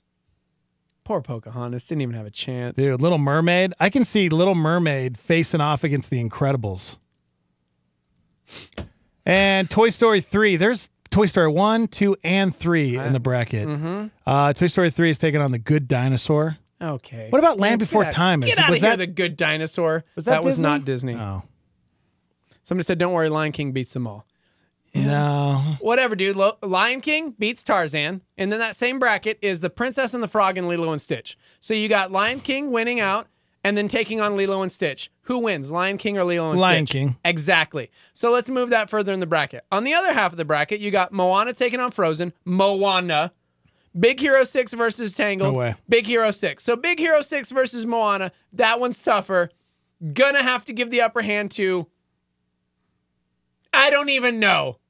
But doesn't matter because is Big Hero 6, Frozen, Moana, or Tangled better than The Lion King? No. No! But the Lion Little Mermaid King is. just won that entire bracket. No, Little Mermaid will win. Little Mermaid is way better than Lion King. Oh, really? Okay, my friend. Let's look at that bottom half bracket because there's Aladdin, there's Beauty and the Beast, and there's the Little Mermaid in that same little division. I still put my money on Little Mermaid. No! Yep.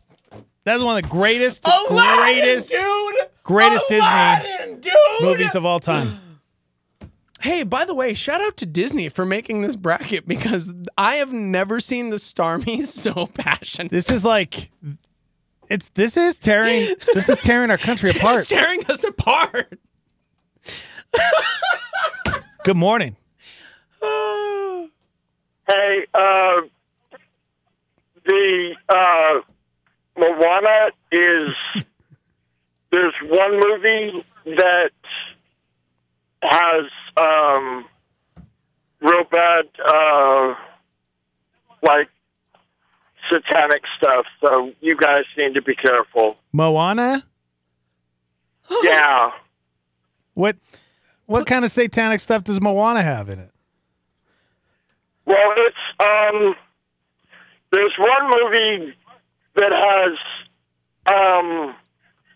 I can't remember. It's phone lines have been jammed for 10 minutes, and this is the one you answer. Yeah, go ahead. I have a question. I have a question for you. Have you seen Moana? No. Okay. Thank you for calling. I'm going to Google this and see what I can find. No, because I don't even want to give What this... about Paul? Hey, dogs, what about Paul? What about Paul? Say it again. What about Paul? Yeah, what about Paul? Is that? Have you guys seen it? Oh, that's the movie that's out right now. Paul the Apostle? Yeah. Haven't seen it yet. We did see I Can Only Imagine, though. I feel like you definitely need to see that one. Right up your alley. It's a fantastic movie. Did you watch the Satanic Deception and Disney movie Moana on YouTube? No. Okay, well, I'm going to watch this and I'll get back to you, okay? Don't. Gosh. All right, thanks for calling. Bye-bye. Did he call us dogs? Moana is satanic? Okay. But did he call us? I think he did call us dogs. All right, so you have which movie? You have The Lion King winning this bracket? Making it to the championship? I don't know, bro. What do you say? Would you say Aladdin, Lion King, or there's Little Mermaid? What do you say? And there was Beauty and the Beast. And let's be real, those are like the best animated Disney films. Tell me, what's going to win this? Because I think Little Mermaid's going to make it to the championship. So you pick Little Mermaid. I pick Little Mermaid. Over Lion King, yep. Aladdin, and Beauty and the Beast. Yep, I do. Because in my opinion, that one had the biggest effect on my life, and still to this day is one of the greatest movies.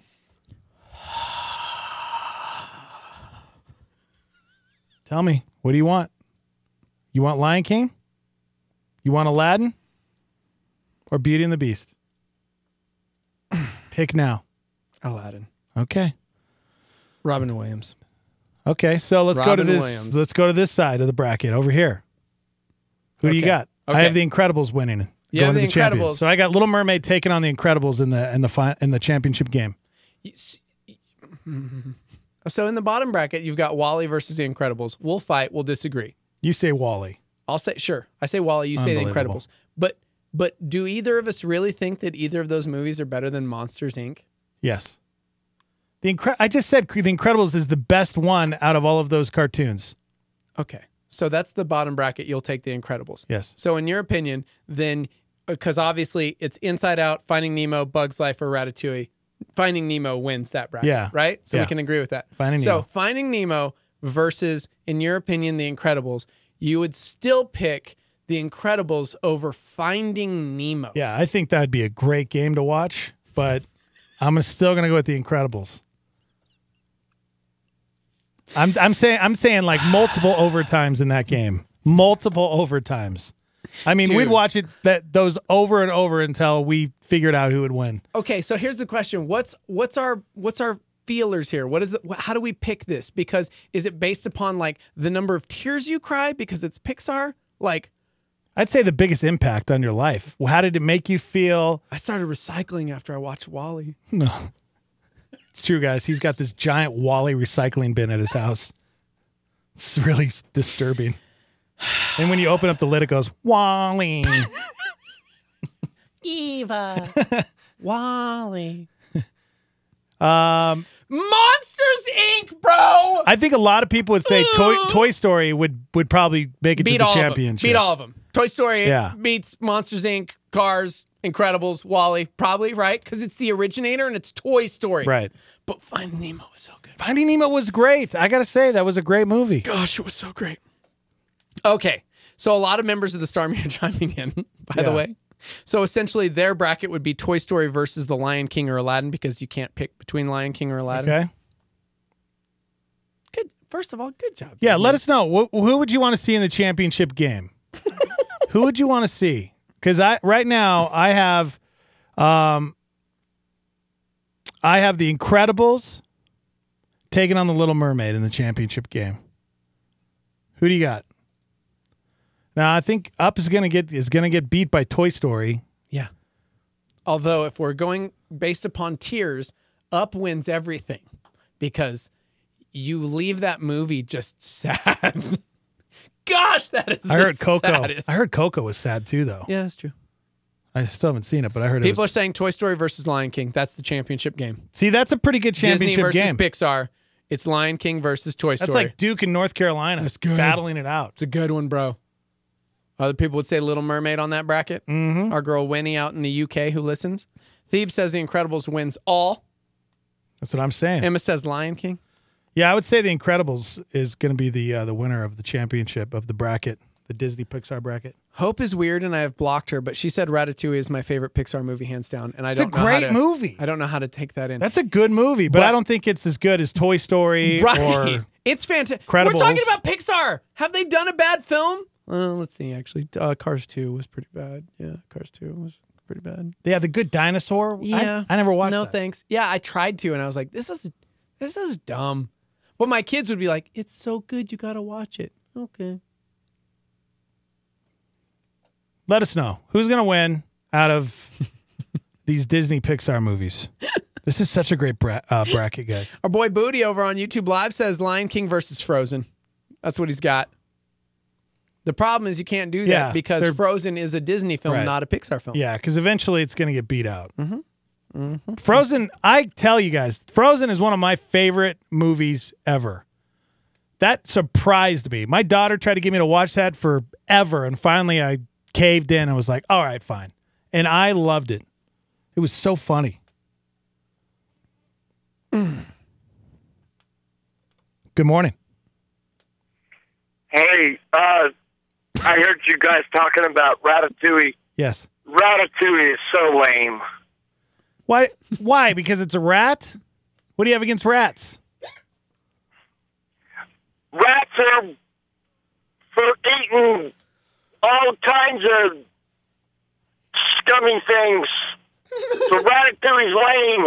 It's not lame. This is a great film. In your opinion, what's the greatest Disney Pixar movie of all time, in your opinion?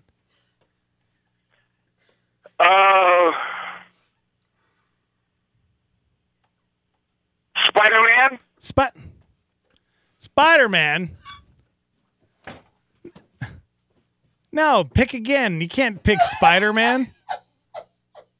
Out of all the movies we just mentioned, which one? Beauty and the Beast. Beauty and the Beast. There you go. That's a good one. It's a classic. That's a great love story. I'm with you. I think it's great. I don't think it's going to make it very far. It makes it to the shot against I Aladdin. don't know, man. Night Before Christmas is pretty popular with the millennials. So is Little Mermaid. I mean, the millennials love Night Before Christmas. The Beast would beat the mermaid, dude. No, I do not agree with that at all. Because he was a gentleman, and why would he do anything like that? I mean, hashtag time's up, man. That's not cool. Beast would never do anything like that. Dog. He treated Belle with respect. You know what I'm saying? The He fought Beast for would her honor. beat the mermaid would tear the mermaid up, dog. I think you're wrong, but you know what? We can agree to disagree. Thank you for the call. I can't breathe, dude. See you later, dog. Goodbye. I believe that guy is completely wrong. Beauty and the Beast, there's no way. There's no way. My personal favorite. There you go, guys. Oh, see, in this bracket, oh my gosh. You kidding me? This bracket, somebody put Mulan and Toy Story 2. Get out of here. And with Mulan that dumb. winning. Get out of here with that dumb. All right, here's another one. Beauty and the Beast and Coco. Beauty and the Beast winning. That's dumb. I don't know about this, guys. All right, we got to take a quick break. We're live from the Dreamstar Remodeling Star 88 Studios. Hang out. A solar flare from John Wesley. One of the greatest evidences of God's love to those that love him is to send them afflictions with grace to bear them. Star 88.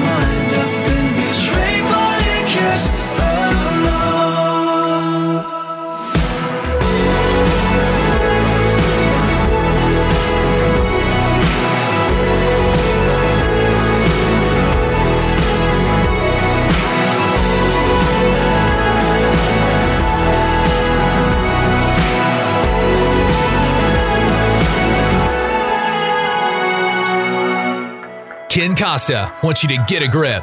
In John chapter 15, Jesus has this extraordinary promise. You did not choose me, verse 16, but I chose you and appointed you, or anointed you if you prefer, so that you might go and bear fruit, fruit that will last. Many of us think that we've chosen God. We've chosen to follow Him. We've chosen our path. We've chosen our calling. But Jesus is saying, you haven't chosen. I have chosen you. And I've chosen you to go, and I have anointed you. I've given you the power. And it's true that to know your why is not just for an ordinary Christian. It's for a church. It's for a community. It's for a city. It's for a country. Ken Costa on a Star 88 PowerPoint. What's going on in the news today? Scandal overseeing Cambridge Analytica using data on millions of Facebook users. Christopher Wiley says Facebook data was the foundational data set of the company. Contradicting what the founder of Cambridge Analytica has said, the Senate Judiciary Committee wants Mark Zuckerberg to testify next month. The suspect has been arrested in the Seattle area in connection with suspicious packages sent to Fort Belvoir, Fort McNair, Joint Base Anacostia Balling, and the Naval Surface Warfare Center in Virginia. Each package was collected, tested, and at least one, we're told, contained explosive material. The Defense Department has increased screening at all gates at Fort McNair, where the package tested positive for black powder. The Michigan State University official who was supposed to be overseeing disgraced Dr. Larry Nassar, now facing sex charges of his own. William Strample accused of keeping nude photos of students and inappropriately touching a student. Nassar serving life for molesting young athletes. Welcome back to the show, everybody. From the Dreamstar Remodeling Star 88 Studios. Oh, so much division, guys. So much division when it comes to the Disney Pixar bracket. It's tearing the internet apart. Okay. Steve and I, we are no longer friends anymore because We're not. He picked Wally to win the whole thing. No, I did not. Okay, then what beats Wally? I'm also, dude, Finding Nemo's on the same side. I got Finding Nemo or Monsters Inc. over those. Yes, even over The Incredibles or Wally. You're stupid. Dude, Monsters Inc. Little Boo running around. Are you kidding me? Not saying that it's a great movie. Amazing. But come on. Finding Nemo, you cry in the first 3 minutes. And he's always trying to protect him. I loved Finding Nemo so much. You know what I'm bummed about? You look at the left side of the list and it's like Lion King. You've got Tarzan in there. Princess and the Frog. You've got some random ones in there. Tangled's in there. You know what is completely lacking from this list on the Disney side? Wreck-It Ralph, bro. Yeah, Where's Wreck-It Ralph? It's a great movie. You know what else is missing from that side? Meet the Robinsons. Oh, which I would put over all of them. I loved that movie. It was my very first 3D movie ever. That was Jack's very first 3D movie. Mm-hmm. And I thought it was mind-blowing. Yeah, dude. And that movie still makes me weep. Like all of the family stuff in there, and it's all about like weird different family members and love and oh my gosh. Let me ask you this question. When you found out that Finding Nemo 2 was coming out, how excited were you? Yes. I mean, were you losing your mind? I was. When you found out the Incredibles 2 movie was coming out, which one were you more excited about? Of course, Incredibles 2. Thank you. Okay. Thank you. Proves my point right there. The Incredibles is gonna... Dude! I hear what you're saying. Make it to the championship game. Nope. I don't necessarily think they're going to win, but I think they have a good battle up against Little Mermaid. Little Mermaid is not better than Aladdin or Beauty and the Beast or The Lion King. Although, dude, Kiss the Girl, just that moment alone. Yeah. Sha-la-la-la-la-la, don't be shy. You got to say goodbye. You got to kiss the girl. Whoa, whoa. Just saying, bro. If you guys would like to debate us, feel free, 505-338-3700. Don't open those phone lines I want again. that other guy to call us back because I feel like, he called in and he was saying Moana's satanic. Okay, stop it right now. That's not okay. Although I did fast forward through most of the singing in Moana. That's very true. But I thought it was a pretty good movie overall. It wasn't bad. I really, really liked that movie. Because it was reminiscent of the classics with the music and the songs. Yeah, no, you're right. Yeah. Okay, moving on. I guess that's why I like The Incredibles so much too, because there's not a whole lot of that, you know? It's just super. It's just a straight up superhero movie, man. Yeah. Come on. Frozone. Come on, man. Yeah, no, I get it. Dude, you're talking to me. I have an entire sleeve of tattoos dedicated to X-Men characters. Yeah, that's true. I am a nerd. Mm-hmm. I'm just saying. Why don't you get a Wally tattoo, man? If you love him so much, know get what? a tattoo. Fine. You know, I'm going to. I dare you to get a Wally tattoo. Okay.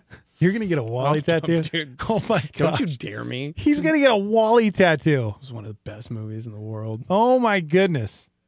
You know what? It was a good movie, but no, not the way you put it.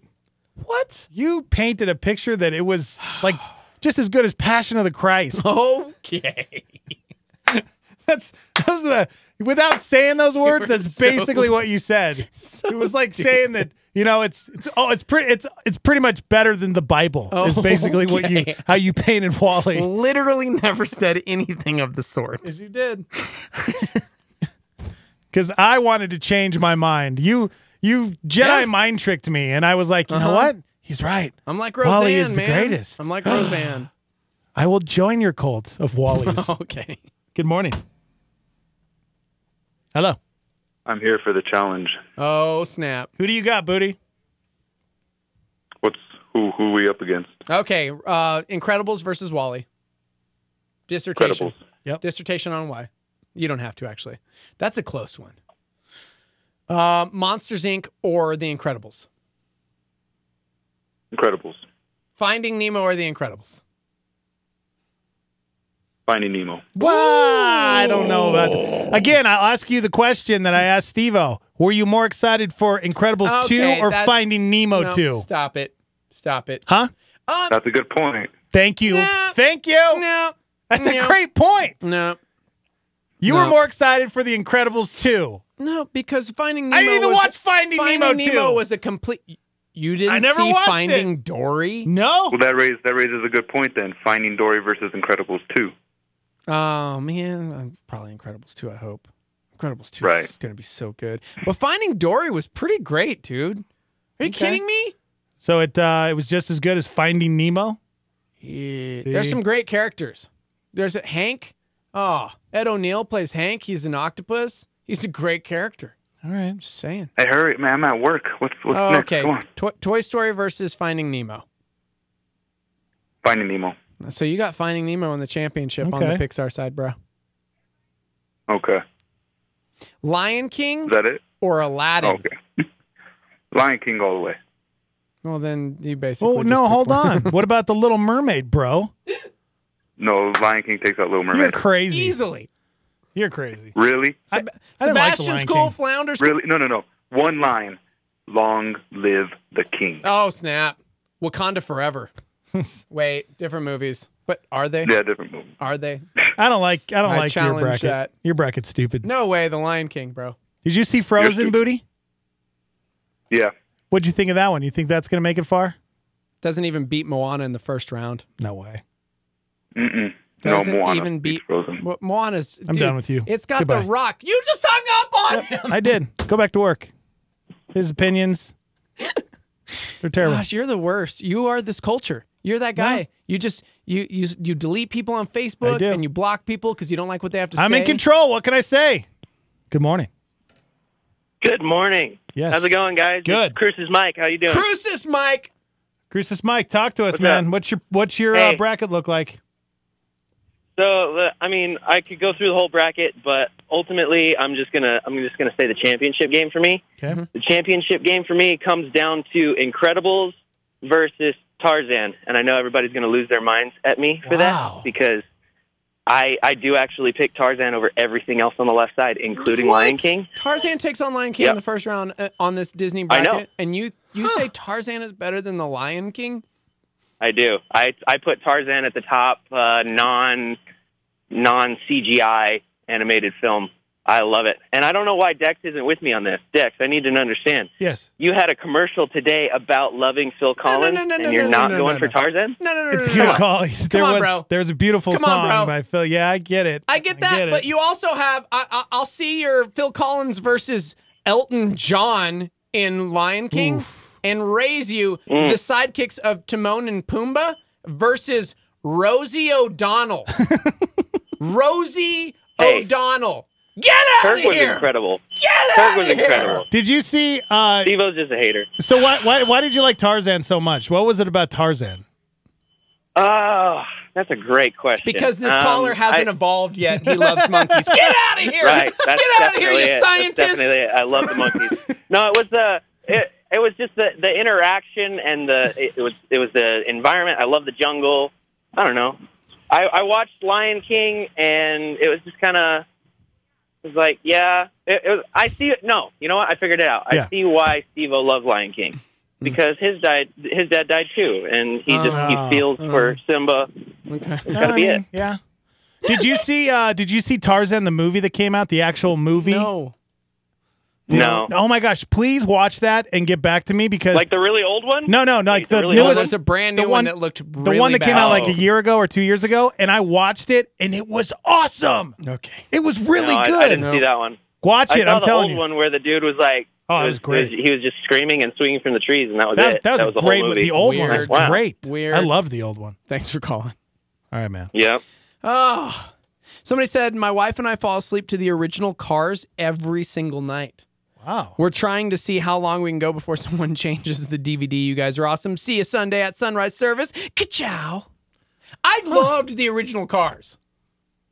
But it's going up against Monsters, Inc. in the first round on this bracket, guys. Yeah. Monsters, Inc. Come on. If you're just joining us, there's a Disney Pixar bracket, like a March Madness bracket.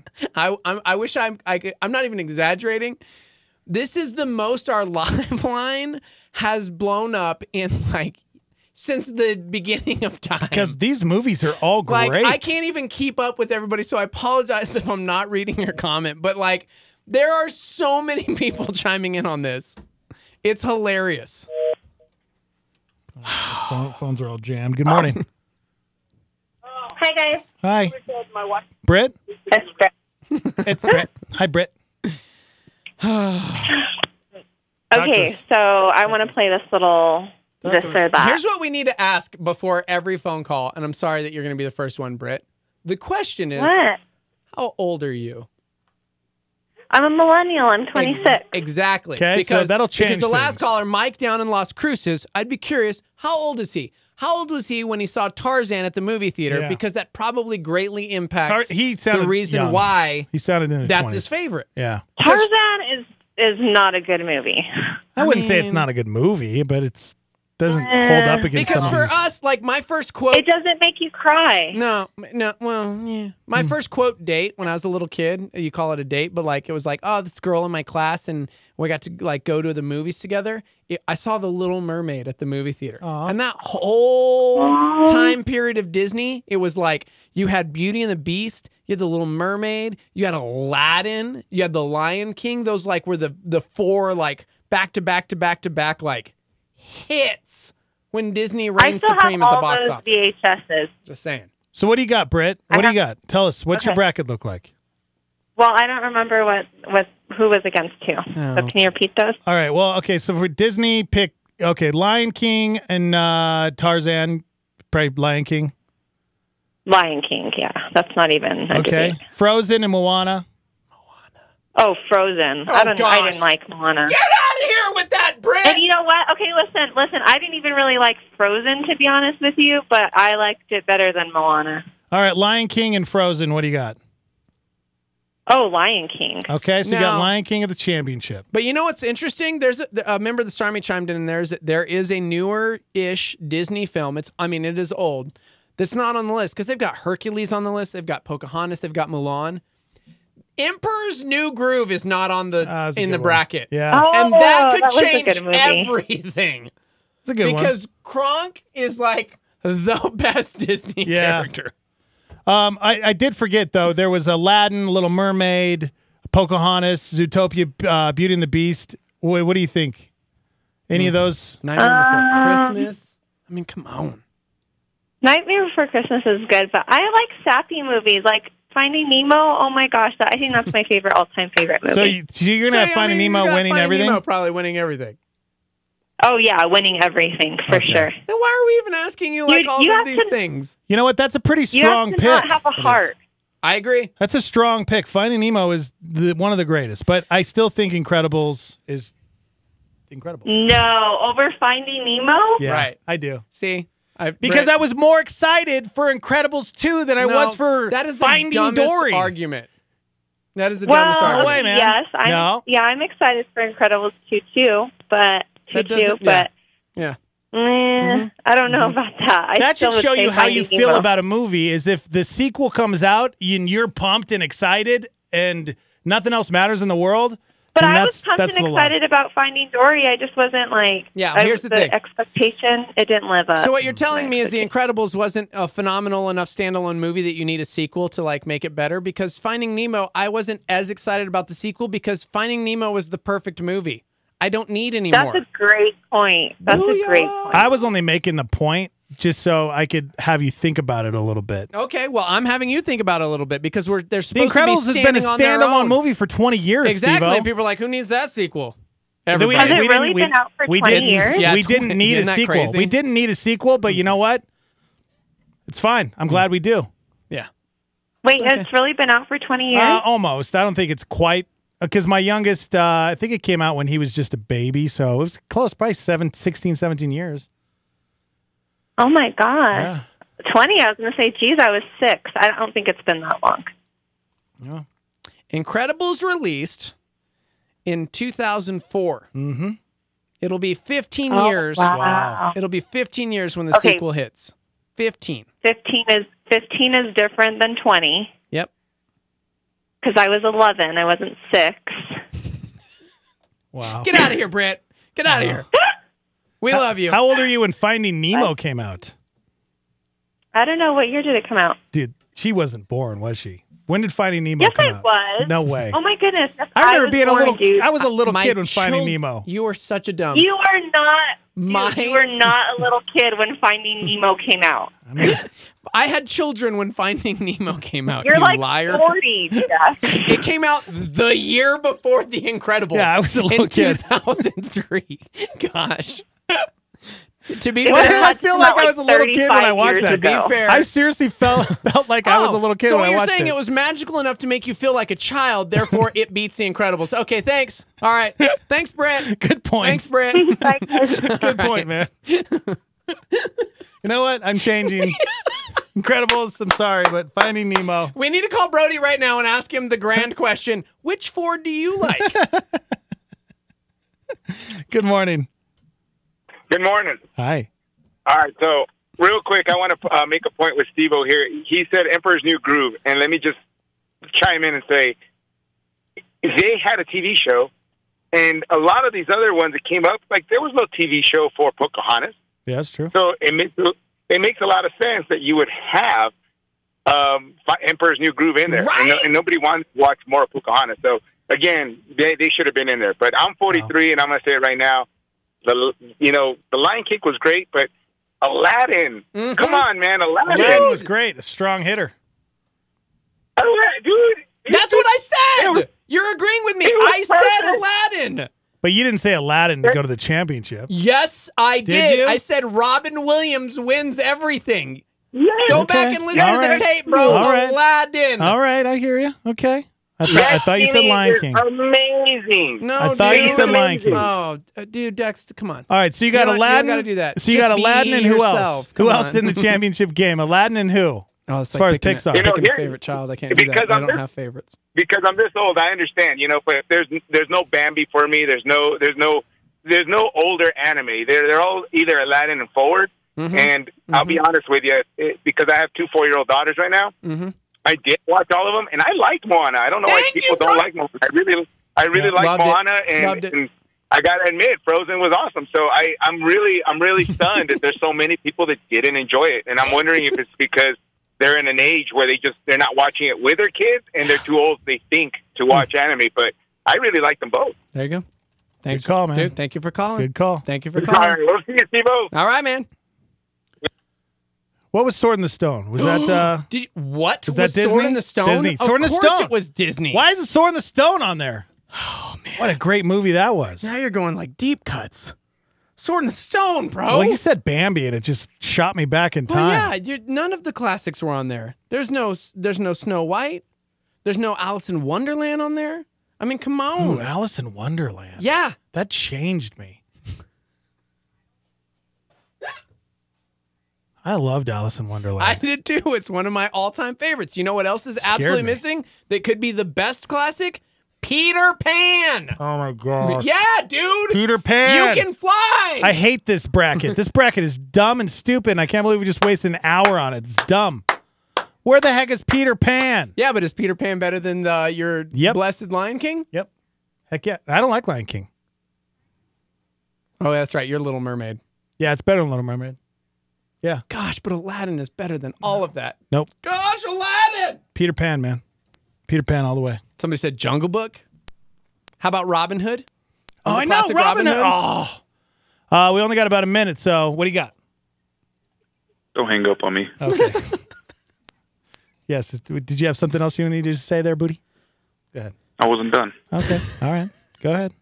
Let's pick up where we left off. No, we're done. We're done. No. Yeah, we are. We're out of here. No. It's time to go. No, you can't. So, who's your champ? Who's your champ, Booty? Who you got? Overall, what's your favorite Disney movie of all time? Hit us. Star Wars. Okay. Goodbye. Thank you. Thank you. Get out of here. I mean, he's not wrong. Technically, Disney owns them that's now. Technically, Disney owns them. Yep. All right. Oh, that was a lot of fun. Somebody said Fox and the Hound, 101 Dalmatians. Guys. Yeah, what about the class? We just need a classics bracket is what we need. Thank you so much for being a part of the show. We're going to upload our shows up on Facebook Live and also YouTube here in just a few minutes, so you guys can go back and watch the whole show. We're also on iTunes, and you can download the Star 88 app to your smartphone, and you get us on demand there as well. Brody, take us out. It is Wednesday, my dude. We'll see you tomorrow.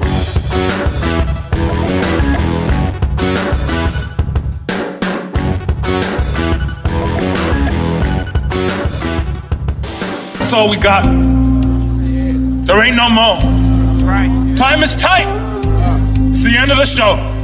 Star 88 thanks Jake Canales at Doorway Home Loans for becoming a power partner. Jake Canales at Doorway Home Loans provides VA, FHA, USDA, and conventional home loans for purchase and refinance mortgages. Jake Canales, Doorway Home Loans, 505-261-5138. Doorway.com/Jake-Canales. Jake Can. Philippians 4:13. NMLS number 310617. Doorway Home Loans, a DBA of International City